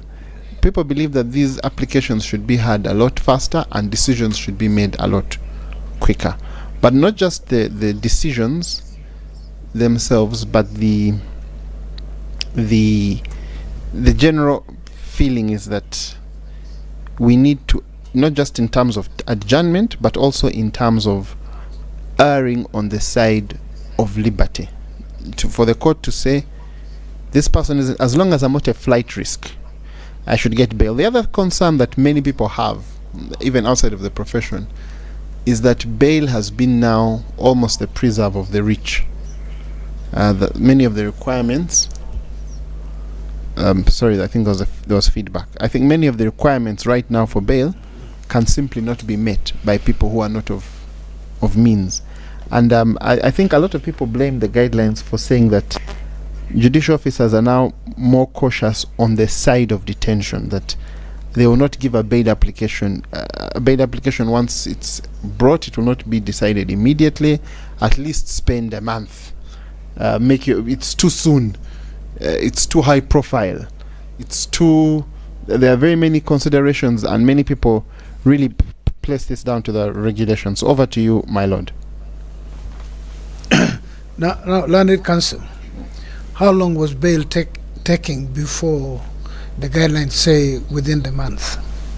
6 months. Yes. Some even up to 1 year. So when we say this, we have to look at it in the context of the mischief that the guidelines sought to cure. Could be better. It's a very good argument that why don't you put 14 days? That's a very good argument. And that's a type of engagement with which a participatory law society would engage with the judiciary or the head of the judiciary. It's a very good argument. But let us not forget that bail would be forever. I mean, like 1 year, the application for bail has not been disposed of, has not been had. So when now you have a guideline which says no more than 1 month, I would begin by clapping and say, very good, but it's not enough. I would olive a twist. You understand? Yes. Ask for more. But what I hear is, it is as if it was good before, the guidelines have exacerbated. That's not true. I think I would do a different approach. That, oh, this is good. But now we have utilized these guidelines for 2 years, for 1 year. This is what has come out. So can we now even bring it lower to 15 days, 2 weeks? That would be my approach. But the way you're asking for you as lawyer for the lawyers, the situation was rosy before the guidelines, which is not the case. And there's something else I want to say about bail. I think it escaped my mind. If it comes, I will. Okay. No, but on you see, the Constitution says 48 hours you must be charged in a court of law. Yes. Yes. Then you are charged. You apply for bail, and the court will also, okay, how long do you need for investigation?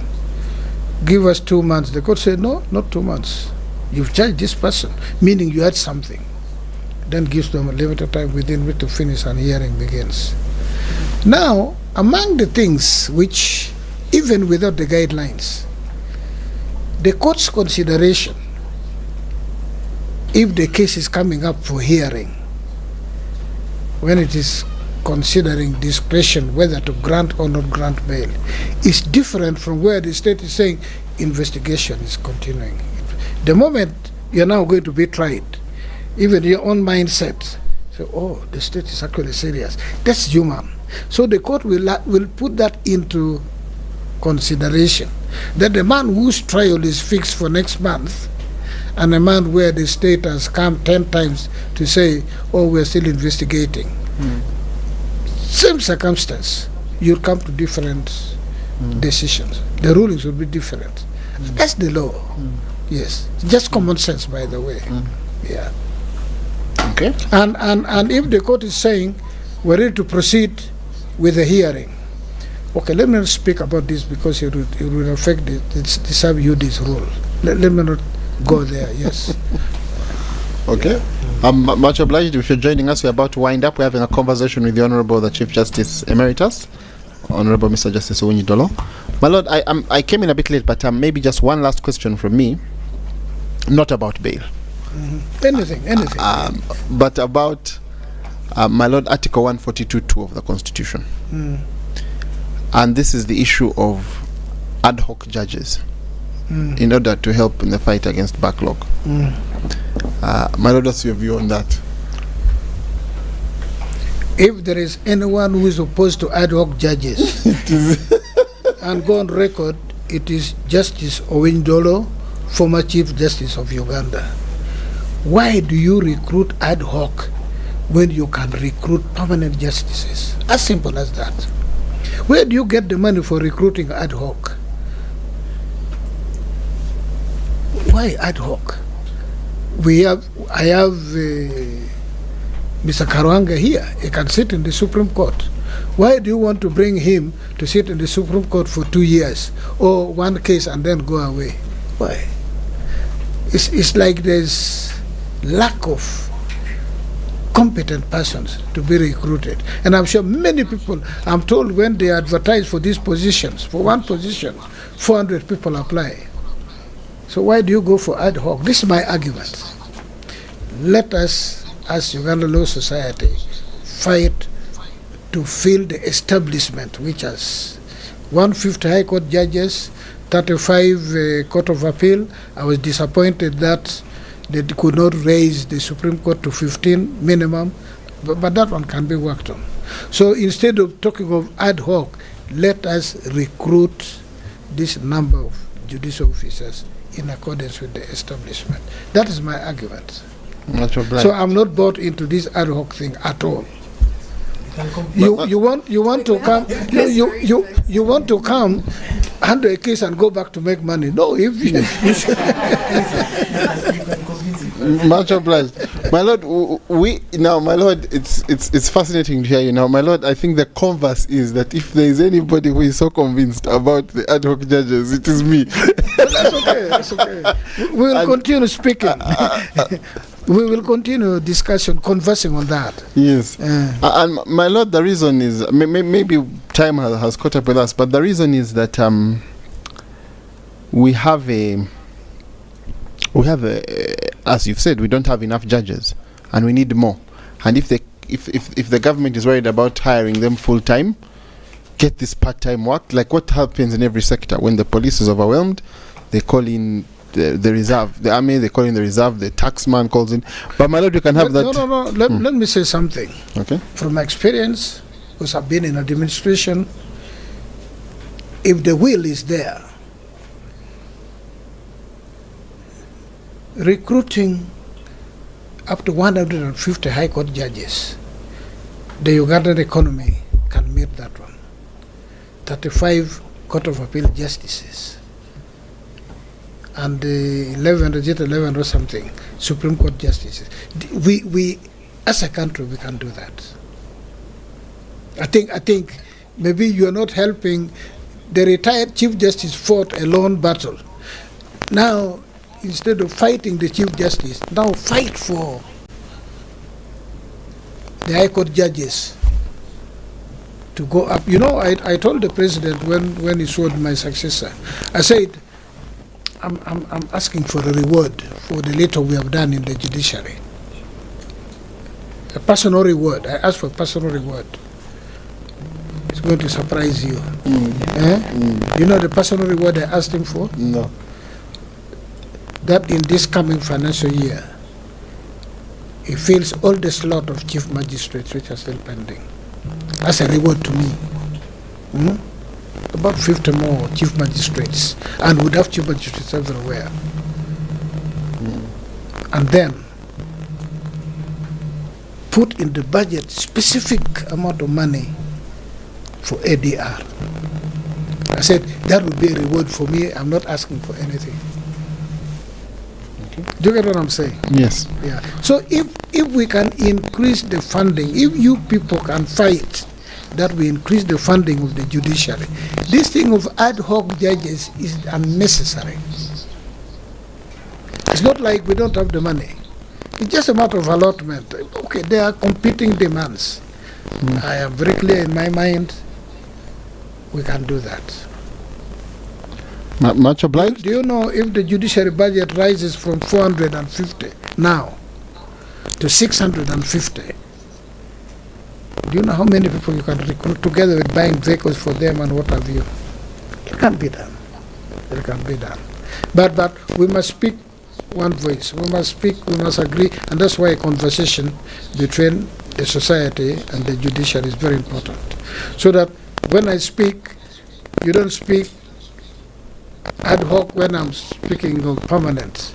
Or if you persuade me that ad hoc is, then we speak about ad hoc, one language. But when you're going in that direction, I'm going in this direction.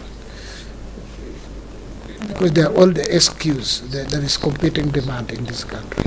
I'm speaking from authority. I know Uganda can afford 150 judges. It can. Uganda can raise the number of magisterial magistrates from about 500 now to even 800. They used to recruit 10 magistrates. If they recruited 15, they would boast that they recruited In my time, following the increment, the enhancement of the budget, we could recruit 90 judicial magistrates alone. 90, 80, 70. It can be done. I'm telling you, it can be done. But let us focus our attention and fight from the same side. You know, you people did not do this rural hunting. Eh? You're town people and you're spoiled. For us who grew up in the villages, when this rural hunting, where you run after a deer, you run after antelope, the dogs are chasing. So the relationship between Uganda Law Society and the judiciary should be dogs of war chasing that game. Now, if the judiciary dog is about to catch the antelope, and then Uganda Law Society dog bites the tail of the judiciary dog, do you think the judiciary dog will continue chasing the antelope? It will turn around to bite the person who beat it. It's just natural response. In the end, we all lose because we get nothing. So that is what, and I'll be very happy. Please welcome the new Chief Justice with this mentality. That we are not at war, it is not necessary. Even in families we disagree, we quarrel. But we must have the sense to make amends, to bring harmony. And I've already told you I'm available, I can participate fully. Because I hold nothing against anyone. But even tomorrow I will still speak. If something is not right, it is in my nature to speak in the open, and it is what makes me what I am, that if I don't speak about it, I feel sick. But once I've spoken about it, for you think I'm holding something against you, I have nothing. Once I've spoken, you've heard me, we can now begin on a clean slate. That's how I was brought up. I'm not going to change it. I'm too old to change it. Yes. Okay, if you're just joining us, welcome. We are winding up. We have kept my lord here longer than we agreed, but at least I think there was an agreement about wine. So it was actually a vow.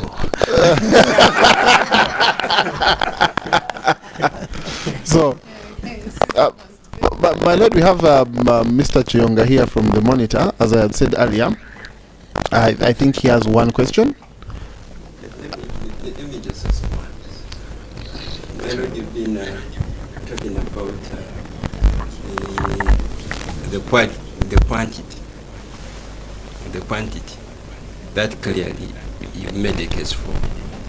The problem is the quality Of judicial the quality, the human resource that has been deployed to fill in opposition, whether magistrates, high court, court of appeal, the general sense, and my understanding is that they are wanting the magistrates, high court judges, the judgments, the rulings they are giving are below standard. Even the one of the Chief Justice. No. I'm not talking about you. I would have told you. But that they are wanting. They are simply below standard. Okay. My friend Mr. Kayonga, thank you so much for raising this. It's like talk about corruption. Where does the judiciary get magistrates from?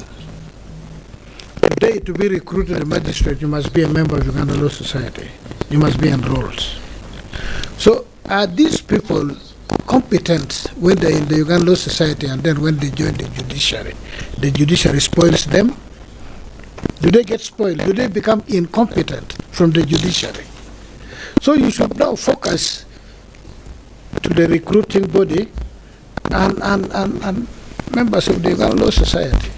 What type of lawyers are we churning out from law school? This is where the problem is. The problem is not in the judiciary. What type of lawyers are we churning out? I have lawyers who come and begin addressing me in court, and I say, what? Because you see, your tool is the language, your tongue, your tool. Those days we would do oral submission. The written submission is very recent. We would do oral, and you must be able to communicate. I told you that Justice Manyendo said I was practicing before him, so he didn't need to interview me. And it was oral submission. How did you pass A level to go to university? How did you pass university? Some of them are upper second. And when they write an opinion, you say, So for me, the problem is not with us. Okay, having received, because we recruit entirely from Uganda Law Society, having got them as magistrates, what do? We have a training regime. It used to be 5 days. I've expanded it to 2 weeks before you go and sit in court. Induction. And then periodic training. When we get from members of Uganda Law Society, even from you, judicial officers are deficient in this area. We make it a training issue. We've done a lot of training when we've got information, feedback on what needs to be done. We have trained them. For me, I've said this several times, that however much I send courts everywhere, even if every village has a court, that is just hardware. The software is the judicial officer. That's what you're speaking about. If people can come before you, get justice expeditiously and well reasoned, because what is a judgment or a ruling? A judgment or ruling is the reasoned opinion of the judicial officer. It's not like mathematics, 2 plus 2 is 4. Even in a different base, it is actually not 4. So the best we can do is training. But what you're raising must be raised with law schools. The material they're churning out into the, And let me even dare this. Maybe I'll make enemies out of that. If I make a couple enemies, that's okay, because there are millions who like me anyway. So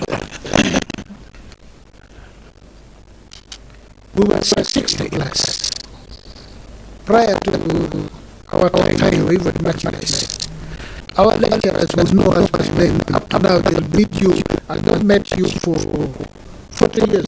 Say, aren't you Musoke? What's my class? Yes, sir. Say, oh yeah, you've now become a man. What does it mean? They will know every student. Before us, they would pick bright students and score them on 40. And not because they want to prepare them to become academics or to do well. Oh, students who are not doing very well, pick them and bring them home to understand what their problem is. Some people will have social problem, family problem. So the lecturer would want to know, this was to ask come to law school, what is the problem? It's underperforming. And then they will rectify that.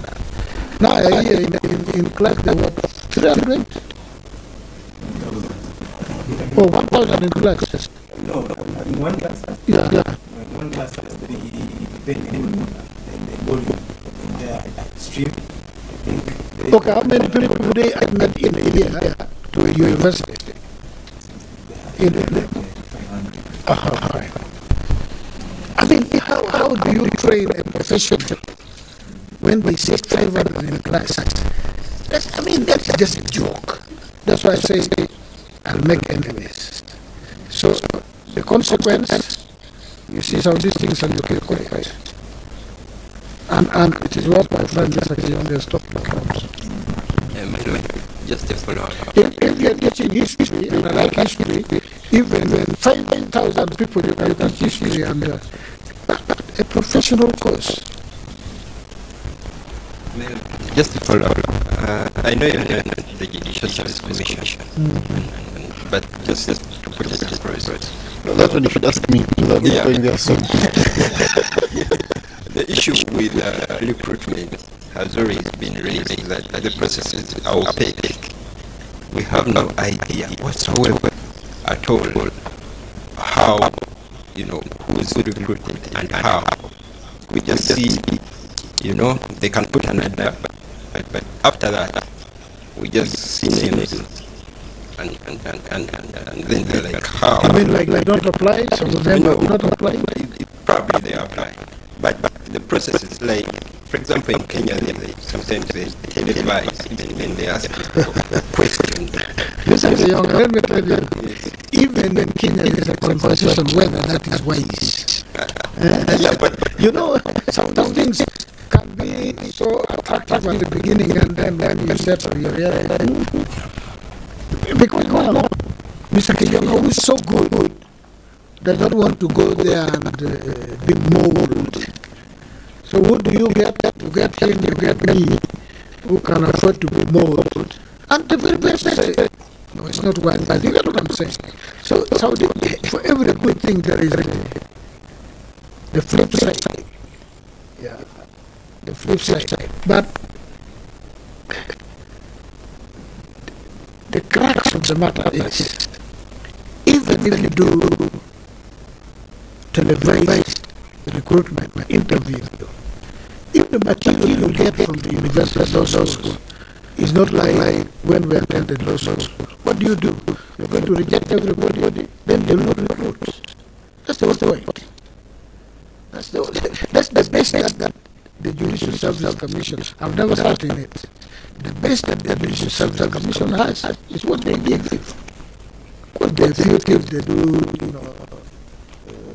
But the best that they have is what? They charge out or give us in the judicial. What do they do? So it's a big matter that what you are raising. But I agree with you. We've got a question here from someone in the audience who's asked us to comment on the issues to do with justice research. They have not elaborated more than that. No, I can't comment. Justice research. And she's been ranting, I've not responded. Now that you're asking, just research Mayamba made serious allegations against us on the Chief Justice. Open daylight, covered by video recording on TV houses. I could have responded. I like battles. But because of the office I was holding, the responsibility I was carrying on my head and shoulders, I chose to take the matter to the constitutional institution whose responsibility is to find out whether I have a complaint, a genuine complaint or a justifiable complaint. This was done. And they recommended that the president should set up a tribunal to inquire into it. For me, what I do not understand, she alleges I did the thing she said. The best place to let the world now know how bad I was that I did this is before the tribunal. Actually, I should have been the one fighting not to go before the tribunal. Now the person who says, oh, this is a monster, this is scared of the tribunal, I do not understand. So I do not understand that the person who should go and expose me and let the world see me for what I truly am is the one who is doing everything to avoid that tribunal. Beyond this, I will never ever speak about Mayamba. I will meet before the tribunal. Yeah. And now that I have left office, when I was in the office, I never participated, I never pushed. But now that I'm out, I'm going to push. I'm going to write openly that the tribunal must start work, so that she can prove those things she said about me. So that this ranting will stop. Because then the world will know how bad Owindolo is. So how could you even hold that office? Or they will now know if she's a Jezebel. The world will know. Yes. My Lord, maybe there's need for ADR.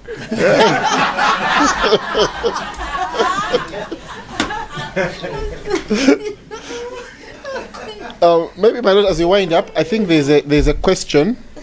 Maybe I don't know if I should ask it or there's someone who's going to ask it.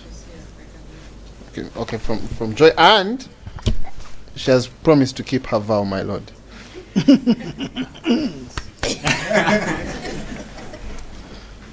That is one more friend in my. Yes. Yes. Thank you. Thank you, my lord. I'll keep the vow. The wine is coming. So, among the things that we do on the space, my lord, is mentorship. As you see in the room, we have young lawyers. Yeah. And so they would like to know, they would want to be like you.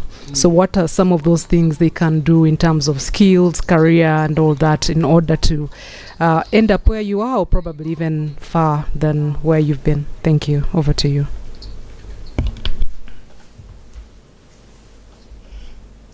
You've joined the legal profession. It is called the learned profession. Traditionally, there were only 3 professions that were learned: the legal profession, medical profession, that is the human medicine, and theology, the priest and what have you. Those ones were considered learned because of the depth and the width of their training. You come to this profession not to become rich. The moment you're focusing on the money, you'll get it wrong. It is service, protecting the rule of law. You know, your fulfillment should be in seeing that justice is done. So, work hard, be committed,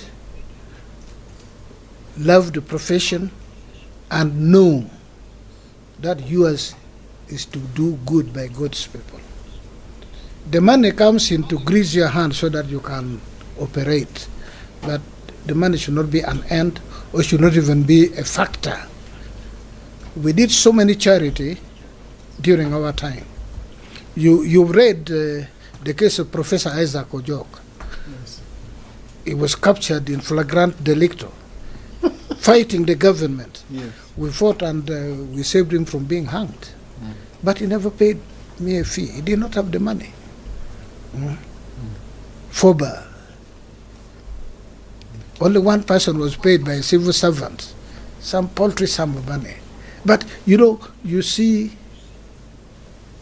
and the first wave of rebellion in northern Uganda, in the Acholi sub-region. I am an Acholi in case you don't know.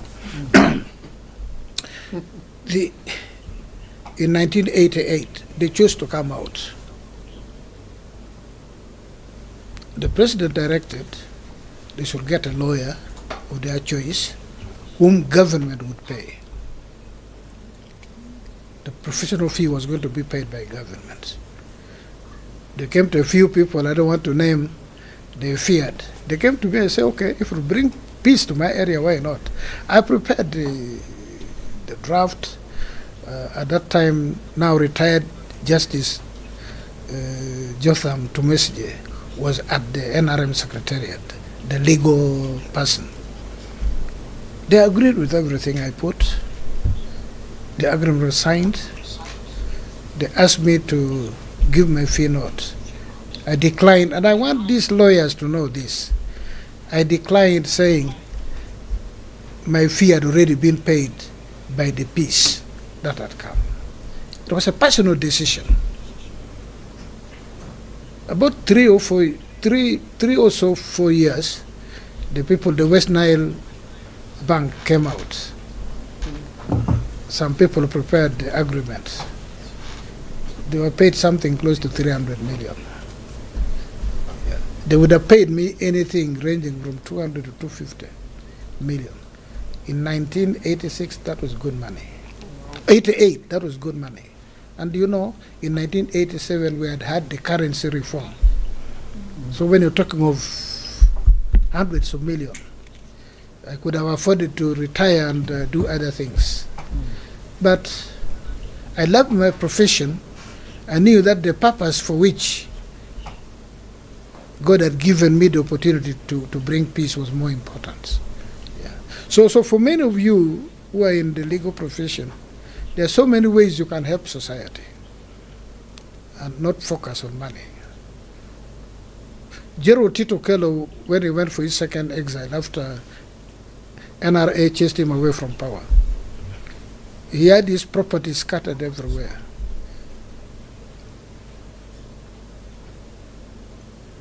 He was given my name. I put the properties together, some very, very, very properties in central Kampala here and in the suburbs. Collected money for him and put it on our client's account with Mr. Tibejuka. Client's account. We didn't even know the Jero would come back. He came back and found this money and he could not believe. He was in Tanzania. We could have eaten the money the way some of you do. Could have eaten the money that, anyway, he's so far away, there's nothing he can do to come back. We didn't know he would come back, but he found this money. So if you can do something similar, you can even do better, then you know you have a future. And I always say it is because of some of those things I did, which were really, really plainly charity, that luck came my way. That the Lord says, he can be confrontational, but to the very core he's a good person, and let me give him these responsibilities. If I'd eaten people's money, I would have been cursed. I would never have been a judicial officer, far less a chief justice. But because I have people's blessing, that I have come this far. And that's why I'm going back to the community to now do what will be mainly charity work. Whatever fee they will be paying would be just pittance, just to run the office. And where they would have paid 10 million, they'll probably pay me 300,000 shillings, that type of thing. So my word of advice to you, this is not a business, it is a profession, service to God's people. Amen. Thank you. Amen, my Lord. My Lord, thank you for that word of advice, and I don't know if you have any other parting shot that you can just say really to the people who are listening to us. If you've just joined us, we're in the Judicial Service Conversations with the Honorable Justice Owinyi Dolo, the Chief Justice Emeritus, and we are happy to inform you that you're late because we are winding up if you've just joined us. But my Lord, any parting shots? What I can say, in any country, the professions are important. The one which I'm a family member of is the legal profession, and the institution that brings all legal personnel together is the Uganda Law Society. I'm a member of Uganda Law Society. Maybe I need to begin paying my annual contribution now. Yeah. My plea is, please, let the legal minds come together. Let legal minds come together. We have great legal minds in this country. People above reproach. People whom you would want to be. Somebody like Professor Sempewa, I've said, everybody would want to be Professor Sempewa for who he is.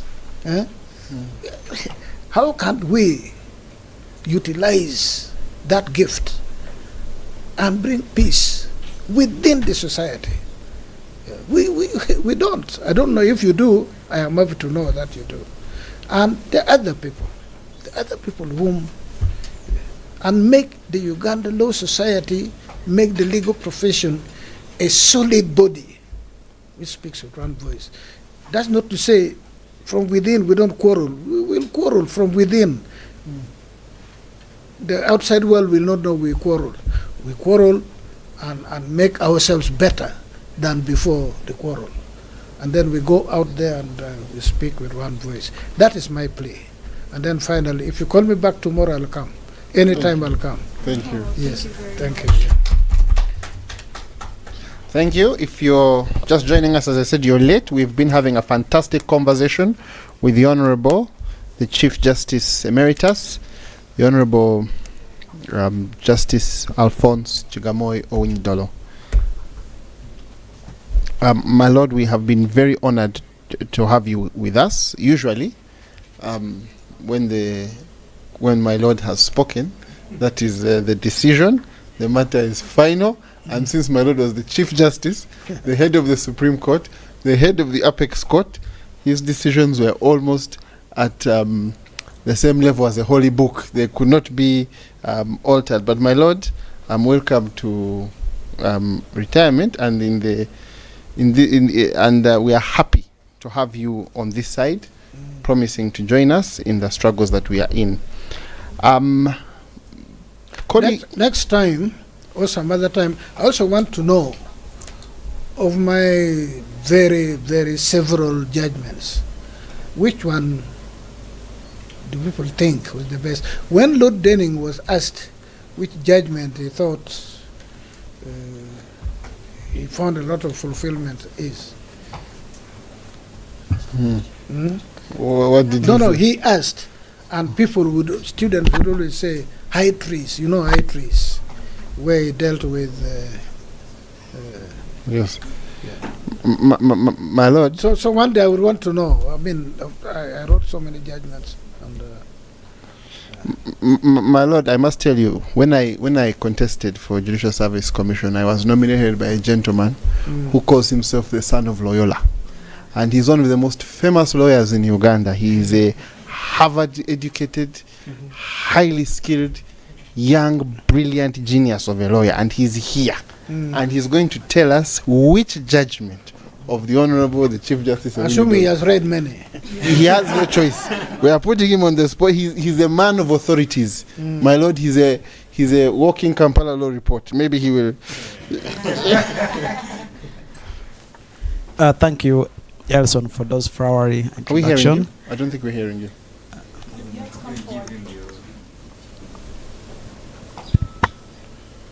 And that. I'm very pleased, my lord, to meet you in person, and congratulations upon your retirement. I don't know whether to congratulate people for retiring, but congratulations for ending your tenure very well. One I think of the most impressive judgment you made, if my correction is very well, is the judgment in the DTB versus Ham case. Okay. That one, when I read it, because the syndicated loan. Exactly. Loaning. Okay. So because I quarreled with so many people after the judgment of the High Court, and I kept telling them this cannot stand with the Supreme Court. Even when we went to the Court of Appeal, I still told them, you cannot win it. When I read your judgment, I was like, wow, now we have a Chief Justice speaking. Those of you who haven't read that judgment, you should go back and read it. Especially, it's not simply a judgment, it actually teaches what could be happening with syndicated loans. And as of now, I think it is on the syllabus of LODC. It's a groundbreaking decision that LODC has now put on its curriculum to teach about those loans and how they can be applied in Uganda. In short, my lord, you saved the entire sector. Imagine if you had said syndicated loans are illegal, I don't know how many investors were going to pull their money out of this country. It would be a crisis. How could I say it is a world phenomenon? I mean, exactly. So the public policy, you hit it. But the reasoning was very superb. Thank you. Okay. As you can see, my lord, we are here with the jurists, scholars, and the son of Loyola himself. How about in the High Court? Yes, Ferdinand, in the High Court. I didn't want to go into the High Court, but I can't miss to mention the other one. I picked it because of its impact on the sector. Yeah. But the reasoning and how educative it is, especially to these young lawyers. Please pick it up. The other one, I was also following it keenly because of its public interest. And unfortunately, I don't think many people actually even also have taken keen interest in reading it. But the judgment regarding the 2010 bombings, the terrorism case against those who bombed Chadondo. Those of you who haven't read it, please go and read. My lord, I've been speaking to Council Elson this afternoon. The challenge we are having with the judiciary, especially gentleman said, quality, is a lack of evaluation of evidence. You find judges quote so many cases, rotate around, but when it comes to evaluation of evidence, you get 2 lines. And you wonder, why did we even make submissions So when you want to know how to evaluate evidence, go and read the judgment in those the twin bombings of 2010, which was decided by His Lordship, the High Court decision. I don't think that one can even be appealed successfully. It has. I don't think there's any appeal which has been made successful against it. But because it's like the other. I've been comparing with your predecessor, CJ Emeritus Barnabas. Sorry, Bat Katreve. When it comes to evaluation of evidence, he will even point out part of the document you never read as counsel and show it to you that actually this was relevant, but you left it out. Yeah. It is that kind of level meticulous in terms of evaluating evidence that would give comfort to the profession that when I bring evidence before court, it will be evaluated and the facts properly applied to the law, and then you have a conclusion. What used to be taught in at LLB, the IRA, have the issues, you have the so-called what? Rule. Filler. You have the facts, issues, law applicable, and then you apply the law to the facts, and then you can make a conclusion. So I want to thank you for that. I think those were, there are others, very groundbreaking, the recent one on court martial. That one, I don't want to go much into it, but it was top-notch as well. But for me, because this was more an interpretation of the law. You know, when you're doing interpretation of the law, sometimes you're considering these theories, you're considering here and there, but when it comes to judgment about legal reasoning, the High Court one in the twin bombings was great. But when it comes to, for me, what I think, my lord, is your precedent, the judgment in the DTB versus Ham case was very good. I ask you to look up, I don't know, I don't remember, Genagri. I think he's off. Is it on? Unmute. It's unmute. But I can hear you. I ask you to look up this judgment, Genagri. I forget the other parties. Genagri was a limited company over some land in the Greater Luwero. I enjoyed land cases. That's why Manyinde was saying the reason he put me as a judge was because of my understanding of land law. Genagri plantation. Yes, Genagri plantation. Versus SWAT security. No? The one? Versus who? Versus Kabugo. There is Kabugo units and 5 others. It's okay, sorry for interrupting. No, it's okay. You're doing the right thing. Genagri. Yes. Is there another Genagri? There is one versus SWAT Security Limited involving timelines for appeal, but I'm looking for High Court decision, I believe. High Court decision. Oh, main judgment. This is okay. It is probably the judgment you'll catch me reading again and again. I want to look at it, yes. There's one that summarizes the law on expropriated properties. Is it the one that you're talking about? Oh, that was in Fort Portal. Yes. Okay, that's also a good one. It's a very good one. Yeah. That's also a good one. And that's when I had an opportunity to explore why one of the reasons Manyindo made me a judge without interviewing me was the authority in the executrix of Tibajokira against Noel Shalita. Yes. The argument I put before court was a tenant cannot sue a landlord in trespass.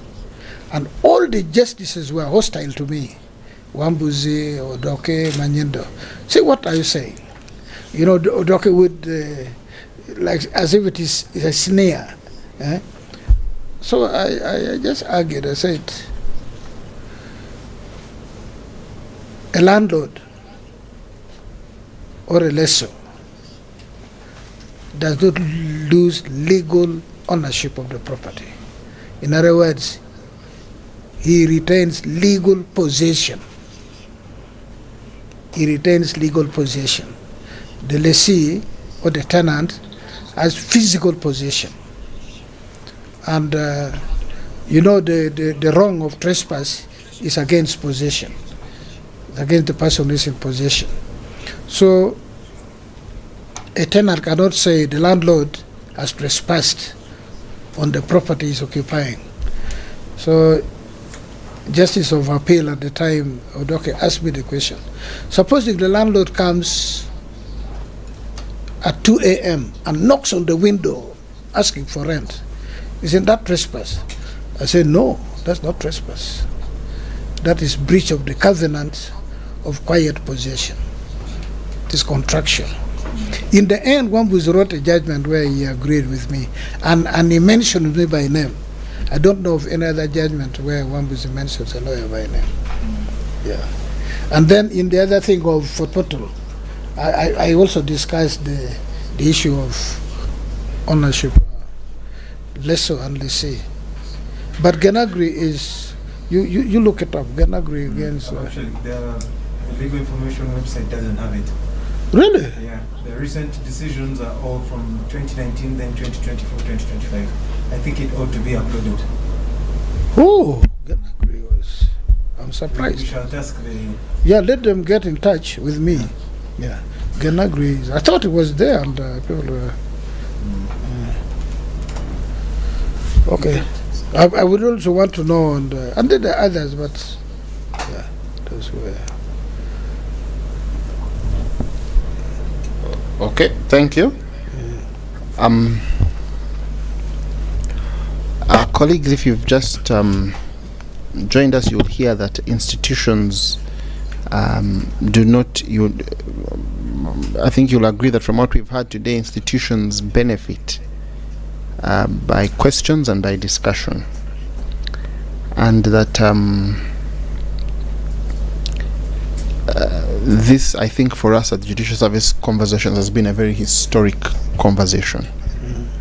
It is seldom that we're able to engage deep into the night with a person of the stature and standing of the retired Chief Justice of Uganda.